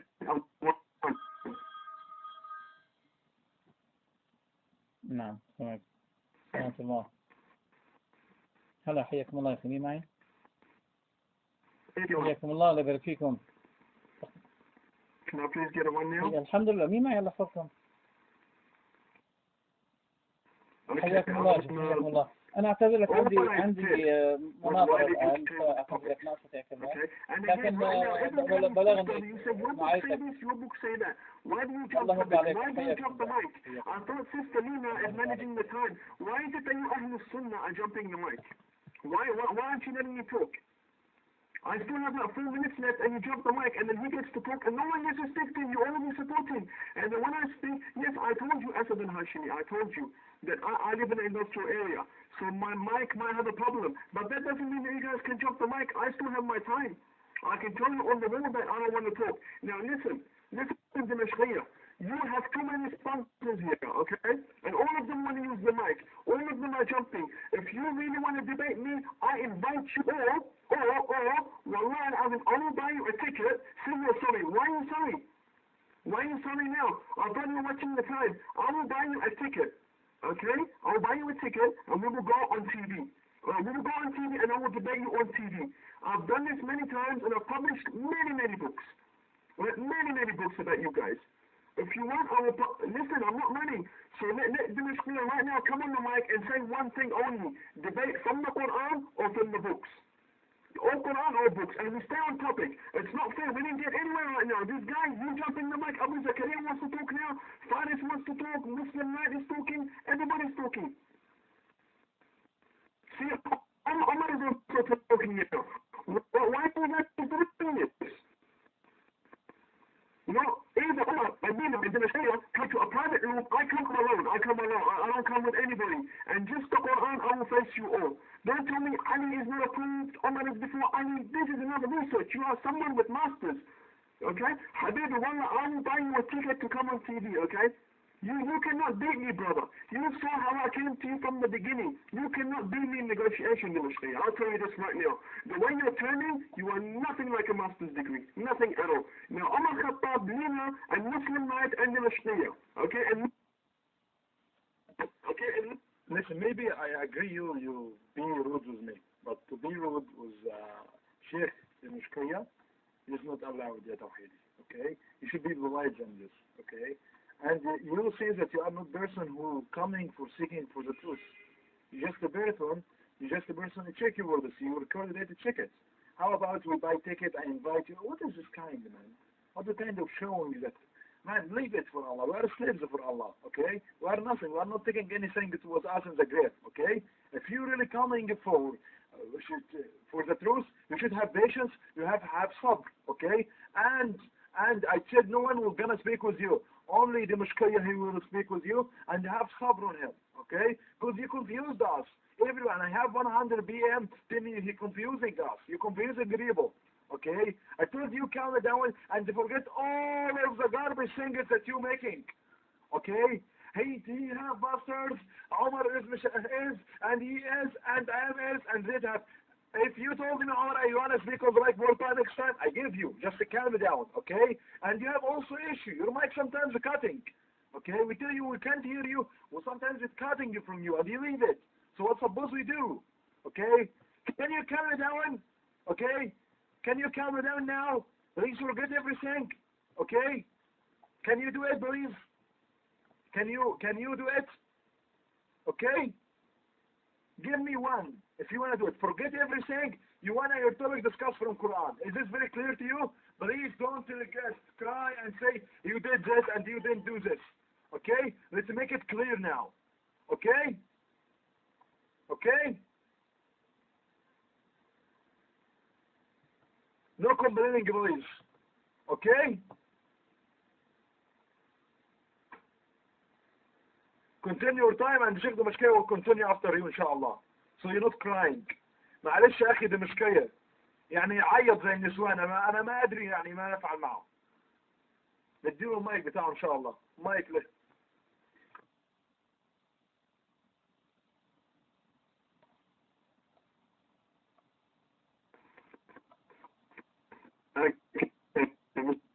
Bismillah ar-Rahman ar-Rahim. I'm going to forget everything. I'm going to forget it. Now, to tell me on the wall right now, what he wants to debate, or does he want to debate with the Holy Quran?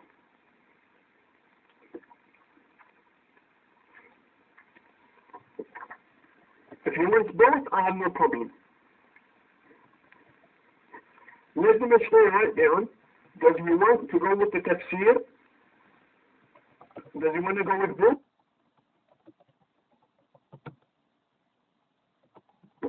Actually,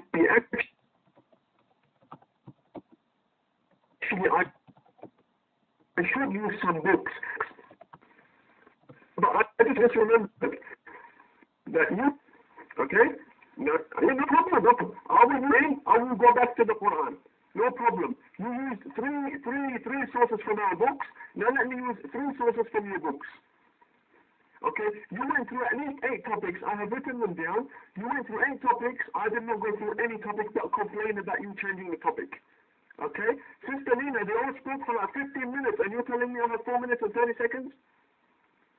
Okay? Now I will go with the Quran after I reply to your sources with your sources. Okay? Dimashqiah, are you ready to take your sources? Brother, I'm not angry. I'm just speaking because my mic is low. I'm sorry. I'm not angry. Okay, Dimashqiah, you used 3 sources from our books. 3 sources. And you changed 8 topics. Now, I'm just going to reply to you with 3 of your sources. You know, but then you changed. Start with the Quran first. That was my demand. Yes, but then why did you change? Now, because you changed on the sources, I'm going to give you something now.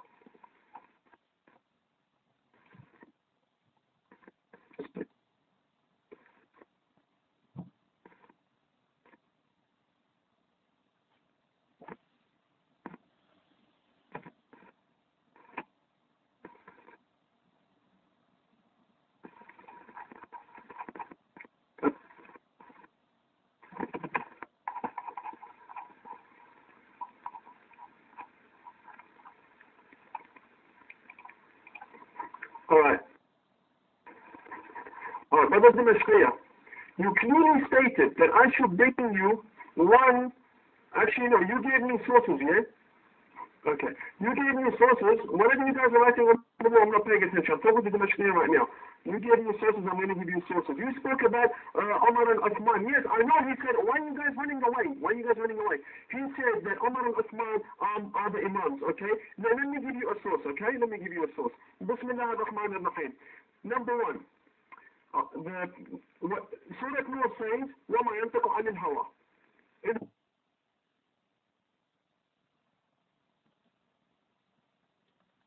وإلا وحي يوحى. He doesn't speak out of his crazy قائمة حتى يكون عليكم 12 خليفة كلهم من قريش. All of them are from Quraysh. 12 Khalifa.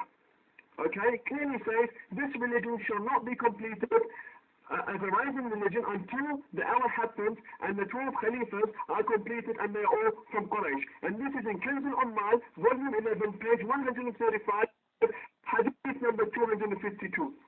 Okay? If you want more sources, this is also narrated in al-Tabari and Musnad ibn Hanbal. So tell me, your Khulafa al-Rashideen, they are 4 people. Okay? 4 people. And the Prophet says there are 12. Can you reply to this source? You gave me a source, I'm giving you a source. Is Umar ibn Khattab from Quraysh? He's not from Quraysh. His birth in Tariq al-Tabari doesn't say he's from Quraysh. Is Abu Bakr from Quraysh? His birth doesn't say from Quraysh. Okay, is Uthman from Quraysh? He's not from Quraysh. Then what does this mean that 12 people have to rise from Quraysh? Okay, and then if these people don't rise, then Islam is not completed. What does this mean? So write this down. What does this hadith mean? These 12. And if even you were to put them down with the khilaf of Imam Hassan after Imam Ali, after Uthman, after Umar, after Abu Bakr, there will not be 12.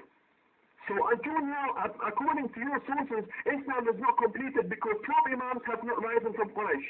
But according to our faith, we have 11 Imams who have risen, who have rised up, and we have the 12th one who has also rise, but for reasons, which is another bahth, a bahth al-ghayba. Okay, I only learned to hadith because you gave me a hadith. Okay, now I'm talking with Dimashqiah. So So this is a hadith in reply to what you're saying. Okay, this is one. Secondly, you said give me one source that these people that we're doing tawassul to are actually people who, what do you call that, imama. This actually expands from imama. You're the one who knows master, okay?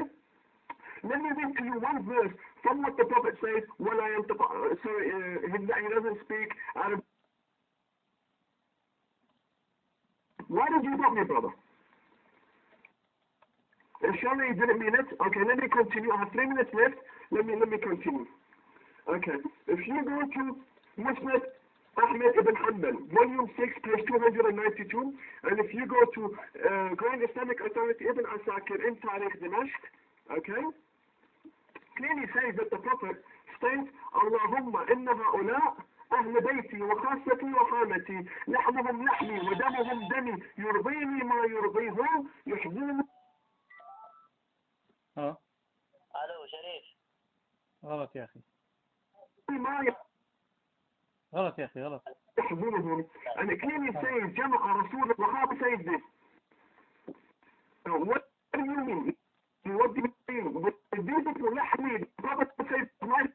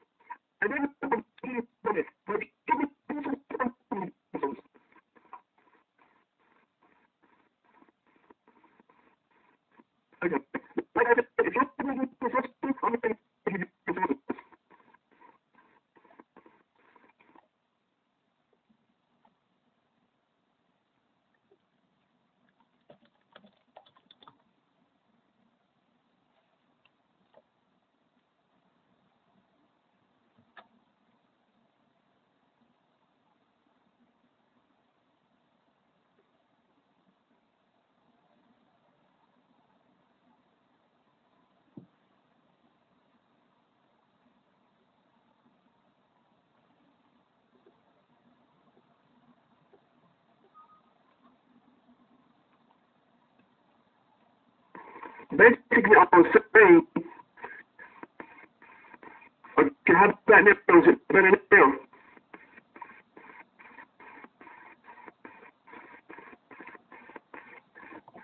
It's better now.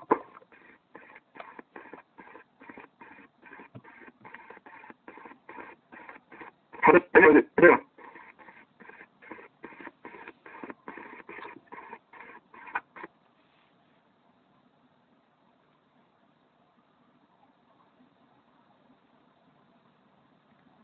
Okay, is it better now?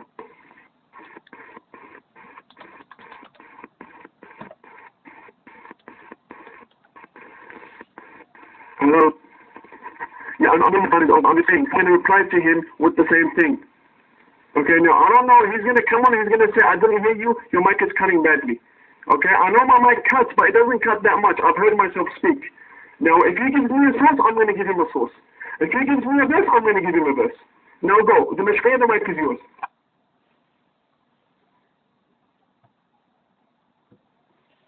Alhamdulillah Rabbil Alameen.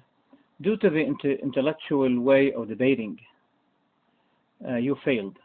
Because I invited you twice and you ignored my invitation. I said to you, I'm ready for you. Take the mic and bring me evidences only from the Quran. Let's go with it. Okay? And you didn't do that. First time, you cried. Second time, you said, I'm going to do to you what you did to me. I'm going to quote from your books. And when you quoted from my books, you made it also wrong. You referred me to a book called Kanz al-Ammal.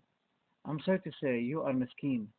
Because you don't know that Kanz al-Ammal is only an index. It's an index. It's not a book of hadith.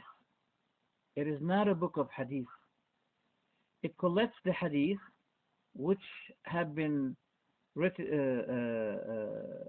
to be found in Muslim, Daraqutni, An-Nasa'i, At-Tirmidhi, Bukhari, and he put the hadith and he put the reference. He said, go to Sahih Muslim, go to Tabarani, go to, this is index, it's not a book of hadith. What shall I do?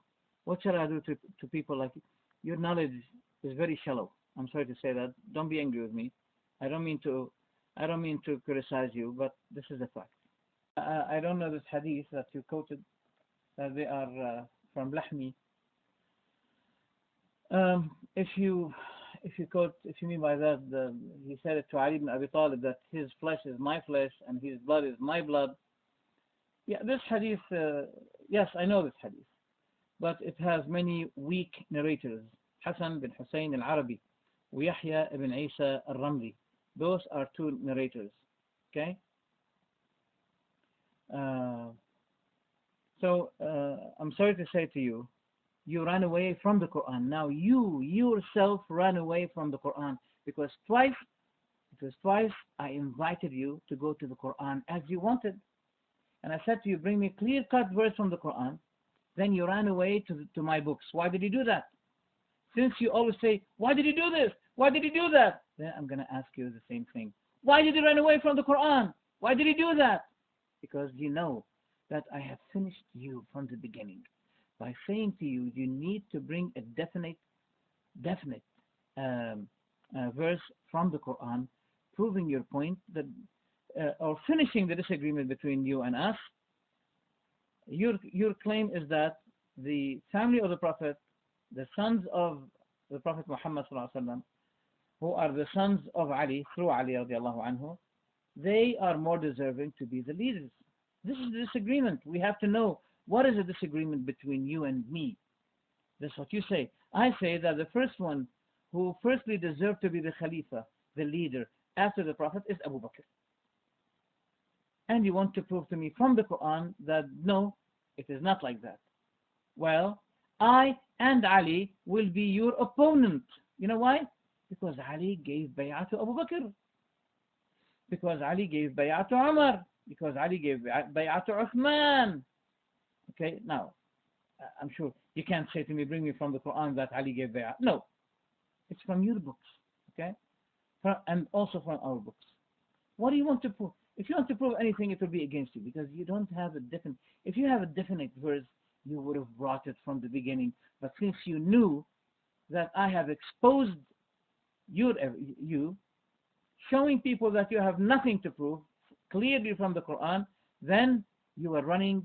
You were saying to me, I'm going to bring from your books. Anyway, so I think the debate is over. Okay, regarding bringing an evidence from the Quran, you failed. So the debate about that is over. Finished. You claim that Abu Bakr and Umar are not from Quraysh? That's not true. That's not true. Okay. Anyway, regardless of what their origin, their origin from there, Umar became Muslim when he was in Mecca, and he is well known, and he has a relationship, he has a tie in his descendants, offspring, to the Prophet Muhammad ﷺ. That had been proven, but it's not, I don't care about it. Anyway, he was in Mecca when he became Muslim. Abu Bakr was the first one who became Muslim. Okay, Uthman became Muslim by Abu Bakr. Bilal ibn Rabah became Muslim by Abu Bakr. Regardless of what was their origin before who was their grandfather, that doesn't really interest me. Anyway, he was known to be one of the people of Mecca, and he's the first one who believed in the Prophet Muhammad sallallahu alaihi wasallam. And if Ali believed that Abu Bakr is not from Quraysh, why did he give them bay'ah? Why did he give bay'ah to Abu Bakr and Umar and Uthman? Why did he do that? Anyway, since you have quoted the hadith, لا يزال أمر الدين ماضيا عزيزا ما وليه 12 إماما كلهم من قريش. If you brought that, you have to know then that Abu Bakr is the first, Umar is the second, Uthman is the third, Ali is the fourth. Okay? Muawiyah, you can't deny that Muawiyah is also from Mecca. He is well known. Muawiyah is the fifth. Yazid bin Muawiyah is the sixth. Muawiyah Thani, the son of Yazid, is the seventh. Marwan ibn al-Hakam is the eighth. Abdul Malik bin Marwan is the ninth. Al-Walid bin Abdul Malik is the 10th. Sulaiman bin Abdul Malik is the 11th. Umar bin Abdul Aziz is the 12th. Now, the hadith says that Islam will be in dignity. In dignity. How can Islam now be in dignity while the kuffar are ruining the Muslim world?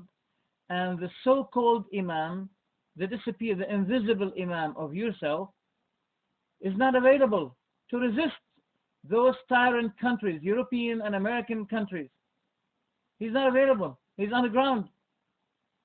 He's in the Saddad, in the cellar. What is he doing there? Doing what? How can Islam be honored and in dignity while this leader is being disappeared since 1,400 years? Since 1,400 years. How can you say Islam is in dignity? Okay? And regarding those 12 imams, you say there are 12 imams? Look, Hussein did not become imam. If you say that he's imam in Allah's perspective, that's not true. Because the imam is the one who leads. And Allah knows that Hussein will not be able to lead. So if you say that Allah consider him to be a leader, you are referring the lie fabrication to Allah. Because in reality, he did not become leader, he did not lead. Okay? So Hussein did not lead, Al-Rida did not lead, Ja'far al-Sadiq did not lead, Al-Jawad did not lead, Al-Kazim did not lead, Al-Hasan al-Askari did not lead. You claim that they were running away from the Abbasid leadership and they were persecuted during all of their lifetime. They were always persecuted. So how can you claim that they are leaders? The hadith you brought makes it clear, states that Islam will be in dignity, in high, honored. Is this dignity? They were always using taqiyya, running away, they persecuted, they could not be, they failed to be the imam. And the last one of them, number 12, was hiding, fearing, he had Abbasi phobia, Abbasid phobia. He's still hiding away from them, thinking that they're still available until now. What is the reason? I mean, we have today the Iranian leadership, Iraqi Shiite leadership. In Lebanon, there's Hezbollah. Syria is ready, is a tail for Iran. There are 4 countries now, 4 governments ready to welcome this Mahdi. But until now, he did not go up. I don't know why doesn't he show up. Okay? So I wonder, what are you trying to bring? You want us to follow an invisible? Look, the Imam of the Christians doesn't hide himself. He always show up. If he's afraid of people, if the Mahdi is afraid of people, he won't be afraid of Barack Obama, for example, if he wants to have a meeting with him. Can Obama have a meeting with him? Can Ban Ki-moon have a meeting with him? Where are the ministers of this Mahdi? Do they come down to him to the cellar if they want to make a meeting with him? If they should be a government meeting between those so-called ministers of the Mahdi, do they go down to him or he goes up to them?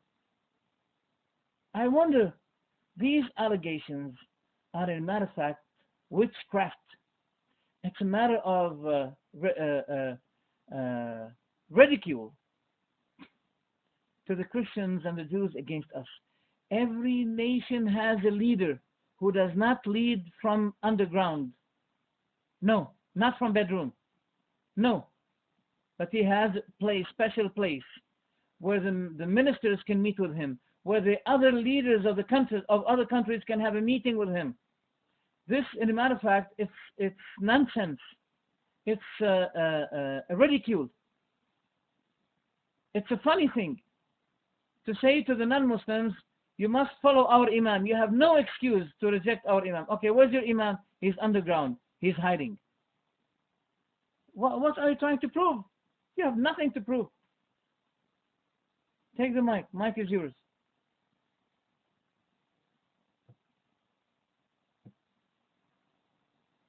Okay, I apologize if I jumped there. In all fairness, I was red dotted at the moment I came into the room, just because I made a comment which others might have found offensive. Yet, if you were to go through some of the wall posts in this room, there's some clear, direct insults that have been made to other brothers and sisters who've come into the room. Yet, you know, it's okay for members in this room to insult people from other schools. Yet, when somebody says something in this room, they get red dotted or they get booed out. But anyway, coming back to the very start of the discussion, I think it's important to highlight one thing, Brother Dimashqiah, is that the topic was initially on the topic of the Quran. However, you yourself came into various other topics. You even went into the topic of the marriage of Kulthum with Umar ibn Khattab, which was not even relevant to the discussion. So my question to you, Brother Dimashqiah, is that you want us to prove imamah from the Holy Quran. I want you to prove the concept of the Sahaba from the Holy Quran, the belief of the Sahaba in the Holy Quran. The mic is free. Inshallah, if we can just keep it between us two. I know other people have got their hands up.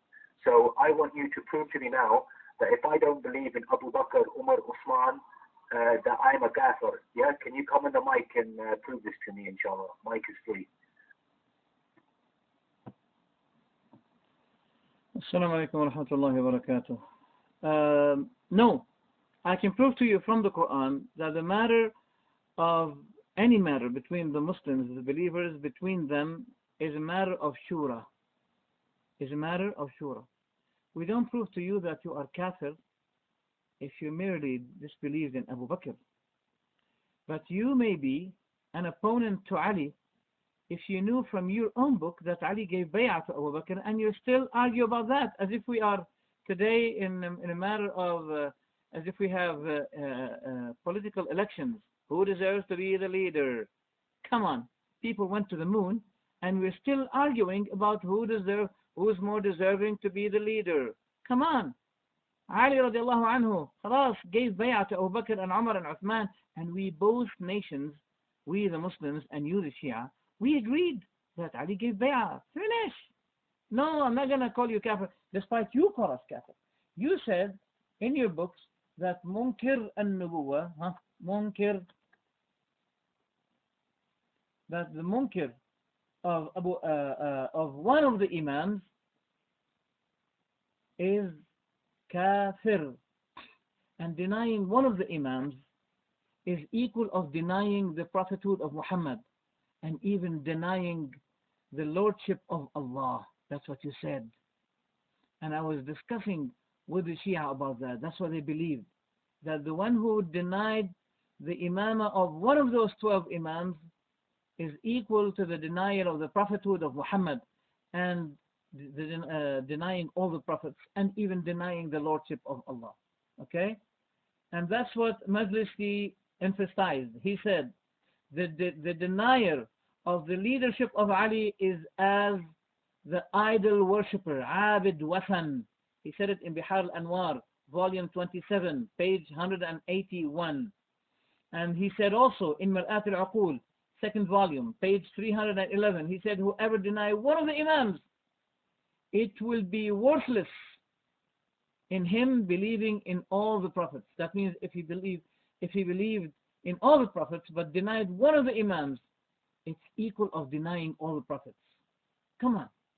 And also Khomeini said in his book Al-Arba'una Hadithan, he said the imamah of Ahlul Bayt is a condition of accepting all the actions of people in Allah's perspective. No, not only this, but it is shirk. It is shirk in believing in Allah. That means if you believe in Allah and you deny one of the imams, you are falling in shirk. That's what Khomeini said in his book Al-Arba'una Hadithan, page 512. And also Majlisi said that Abu Bakr and Umar, those two are kafirs. And everyone believes that they did deserve to be the leaders are kafir like them. That's what you said. Okay? So I'm not the person who, I did not say that you're kafir if you don't believe in Abu Bakr. And I said to your fellow, may Allah guide him and us as well. I said to him, take the mic and let the topic be about the Quran. You're taking the topic to blame me. Why did you bring the topic? Why did you bring this topic? Why didn't I finished? I finished, your fellow, from the beginning. I'm repeating myself. I think it's useless. Talking to you today is useless. I made my point many times. You brought ambiguous verses, not enough to be the criterion for our debate with you. Bring something clear cut. You know, very strong evidence, just like that. Bring an evidence about the family of the Prophet being more deserving to be the leaders, to be the Imam, to be the Khalifa from the Quran. This is what he came for, and he failed to prove it. And you also, in a very smart way, you're trying to divert people's attention to other things. You want to tell people, look, he changed up. No, I finished, your friend, from the beginning. And I ordered him to bring more clear evidences. Does he have evidences or not? Let him now take the mic and bring evidences from the Quran to prove clearly, not ambiguously, clearly, okay, as they say, concrete evidence that the family of the Prophet deserve more than anyone else to be the leaders. I'm offering you the chance and you're running away. Take the mic. The last chance for Brother Tawhidi to bring concrete evidence from the Quran proving that the family of the Prophet are more deserving to be the Imams. Otherwise, I think this debate is over and it had been terminated by your failure. Take the mic. Prove your point from the Quran. Yalla, I'm waiting.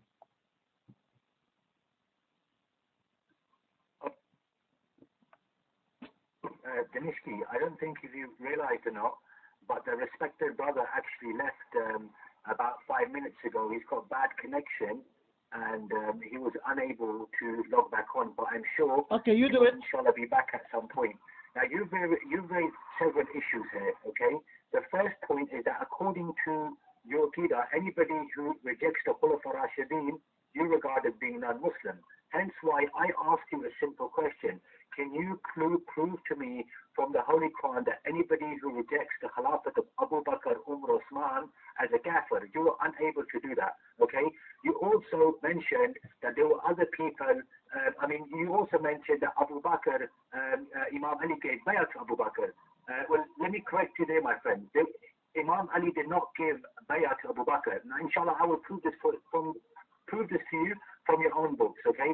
Well, let me name you some other companions. Khalid bin Sa'id, okay? Yaqubi, a 9th century, so if I come back to these traditions, inshallah, where Imam Ali alayhi salam himself did not give bay'ah to Abu Bakr, and then inshallah we will see what you would have to say about this, okay?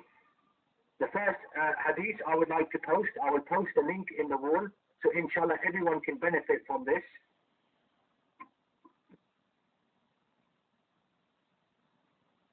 Okay, so this is the first hadith I like to present as my proof. This is taken from Sayyid Bukhari, okay? So if we can go down to hadith number 546, inshallah, which I will post in the wall.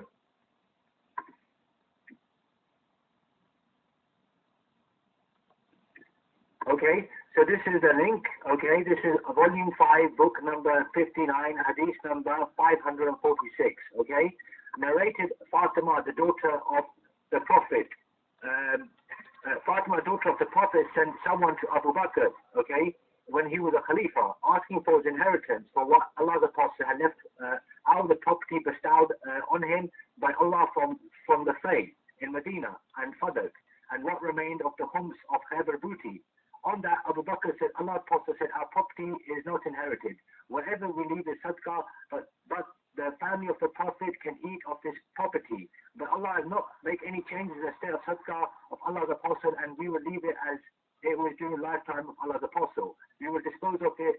We will dispose of it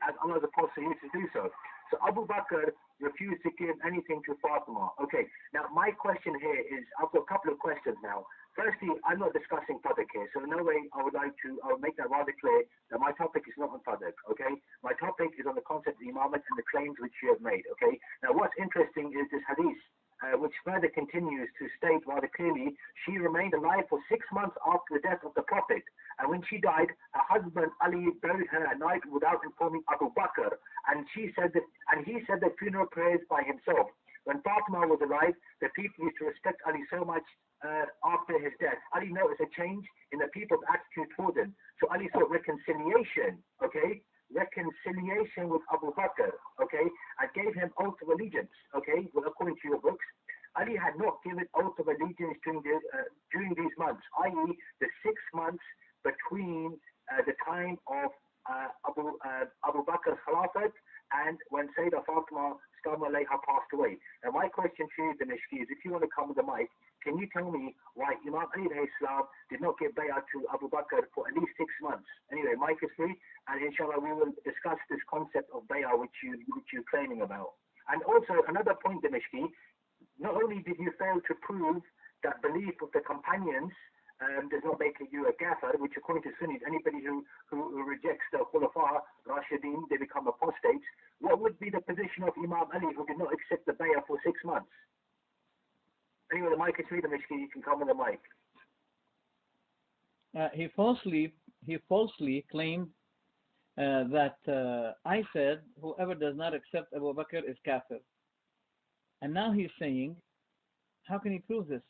I wonder, subhanallah. Despite I made it clear, you lied, you made a lie. I'm sorry to say that, you made a lie. And I'm recording everything, not only audio, but video this time.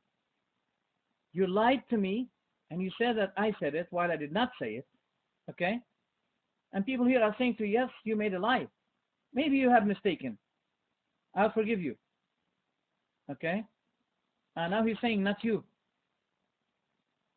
Who said that? Who said that? Who said that? It's not my... Look. Take from me words and then you condemn me. Okay? You bring me to judgment by what I say. Okay? And even the Sunnis don't say that.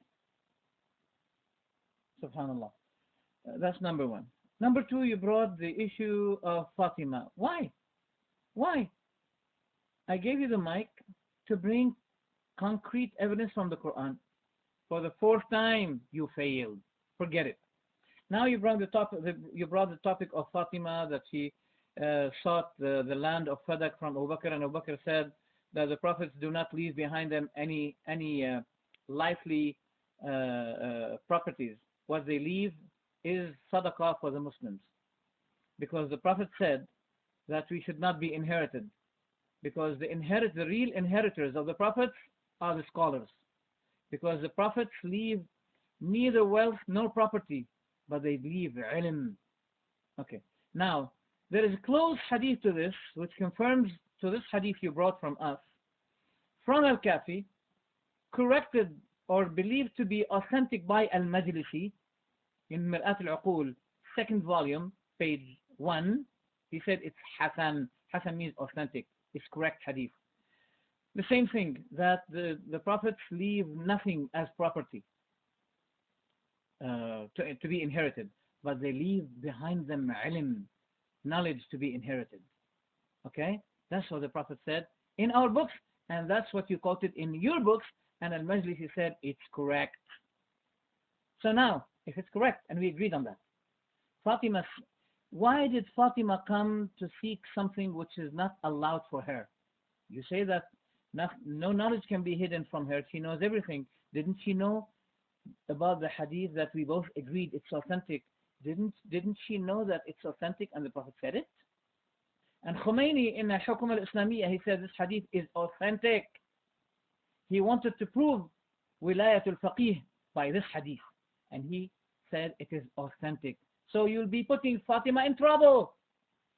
Now you are putting Fatima in trouble when you say that she was angry with him, etc., etc., etc. What Abu Bakr did to her is confirmed by us and you that it is right, because the Prophet said it. The Prophet said no prophet should be inherited by property or wealth, but he leaves knowledge. Whoever took from that knowledge, from this heritage, okay, he's the most lucky one. So now you're putting Fatima in trouble. Either Fatima knew this hadith, which is authentic in our perspective and your perspective, or she did not know it. If she did not know it, goodbye Asma, infallibility, goodbye infallibility. She was ignorant about this hadith. If she knew about this hadith, you put her in worse trouble, that she was seeking lively property, which she knows it's not allowed for her. Which she knows it's not allowed for her. You're putting her in worse trouble. Our attitude to Fatima is better. We say, may Allah bless her, she did not know the hadith Abu Bakr reminded her about. And she did not argue. The hadith we have is that she did not talk to him. There's another hadith narrated authentically that she promised not to talk to him about this issue. About this issue. Now, you said to me, why Ali did not give bay'ah to Abu Bakr except for 6 months, after 6 months? I say, if you were reluctant to do something at the beginning time, then at the same time, finally you decided to do it, so the second should be believed to be better than the first. Now we say again, goodbye Asma, infallibility. Why? Because if Ali found that his first attitude was the correct, then why did he do the opposite? Why did he do the opposite? Why at the second time, after 6 months, he gave bay'ah? Now, that's the first answer. The other answer is that no, according to our sources, narrated in Sunan al-Bayhaqi and al-Mustadrak authentically, that Ali gave bay'ah to Abu Bakr after the death of the Prophet within 1 day and 2 days. But Ali was so much engaged with the sickness of Fatima. She was sick and ill, radiallahu anha. The illness of Fatima. And people thought that he was boycotting Abu Bakr and Umar. After her death, radiallahu anha,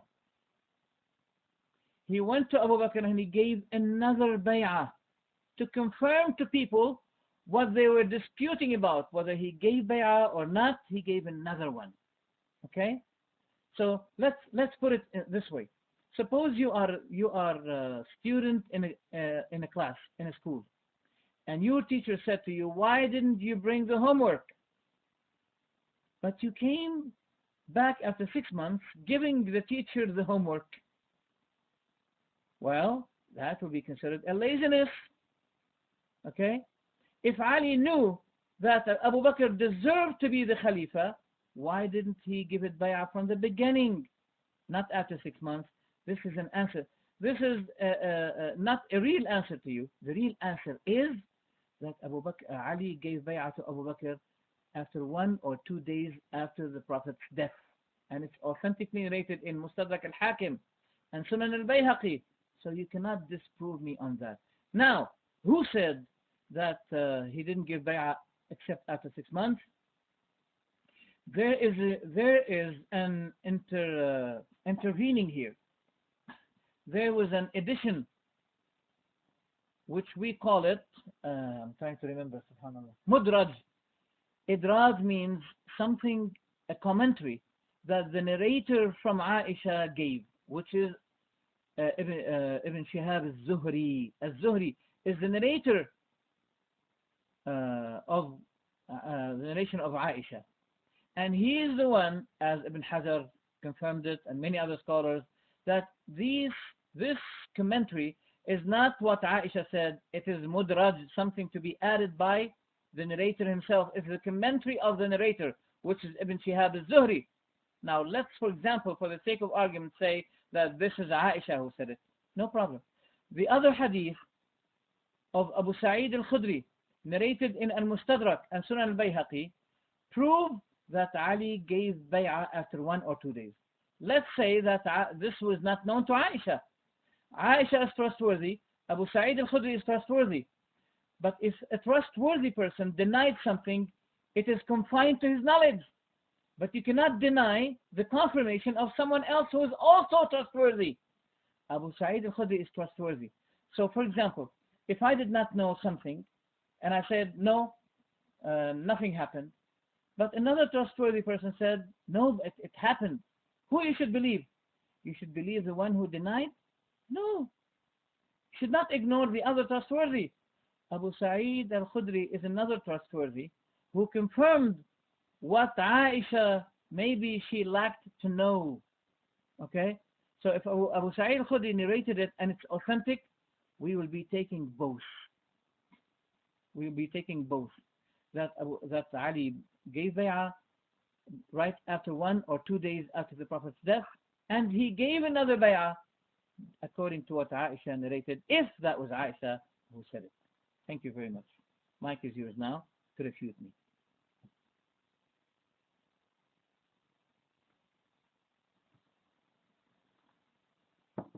Oh, sorry. I forgot the mic.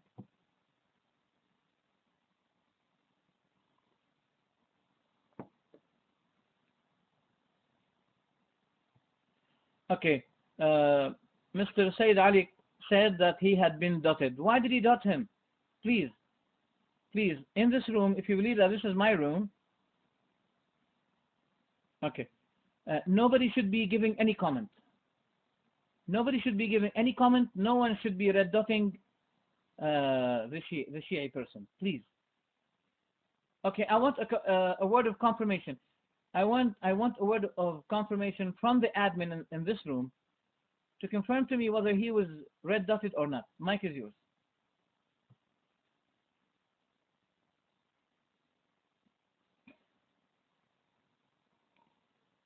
Okay, I'm not red dotted at the moment. I just seen other hands are up, and I don't know if they want to participate in the discussion or not. SubhanAllah. So Liar.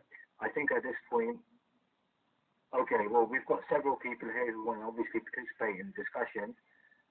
So by all means, if you do want to participate regarding this, then that is fine. I see the objection you've raised is regarding Zuhri, and you are stating that he exerted his opinion there. Now, my question to you is, if this is Zuhri's opinion, can you prove this from the actual text, which part is opinion and which part is not opinion? Point number one. And if you're saying that this is Zuhri's opinion, my second question to you now is, why did Imam Bukhari include traditions based on opinions? Okay, so we can quite easily say the whole book of Bukhari is based on opinions. The same way that you're saying that this text is based on opinion, I can quite easily use the same tactic and say, well, according to this tradition, he gave bay'ah after 6 months, which is completely false. I'm just going to take this call, and I'll be listening to your reply, inshallah. Mic is free. Assalamu alaikum wa rahmatullahi wa barakatuh. Assalamu alaikum. Can I be heard very quickly? I just wanted to add something very, very quickly. There's a notion that Ali radiallahu anhu did not give bay'ah to Abu Bakr radiallahu anhu. This is false. And we know this even from the Shia text, which is very problematic for the Shias who want to make that. And I'm going to prove to you basically from the text. If you go to the Sharh of Nahj al-Balagha by Ibn Abi al-Hadith, you can see it narrated here. It is Ali said to Zubair, although that angry momentarily at the time of the consultation, the paper, we can see now that Abu Bakr was the most deserving of the caliphate. He was the companion of the Messenger of Allah in the cave, and we know of his life, and we know that the Messenger of Allah had ordered him to lead the prayer. And then he, Ali, gave bay'ah to Abu Bakr, radiallahu anhu. And this is in the Sharh of Nahj al-Balagha.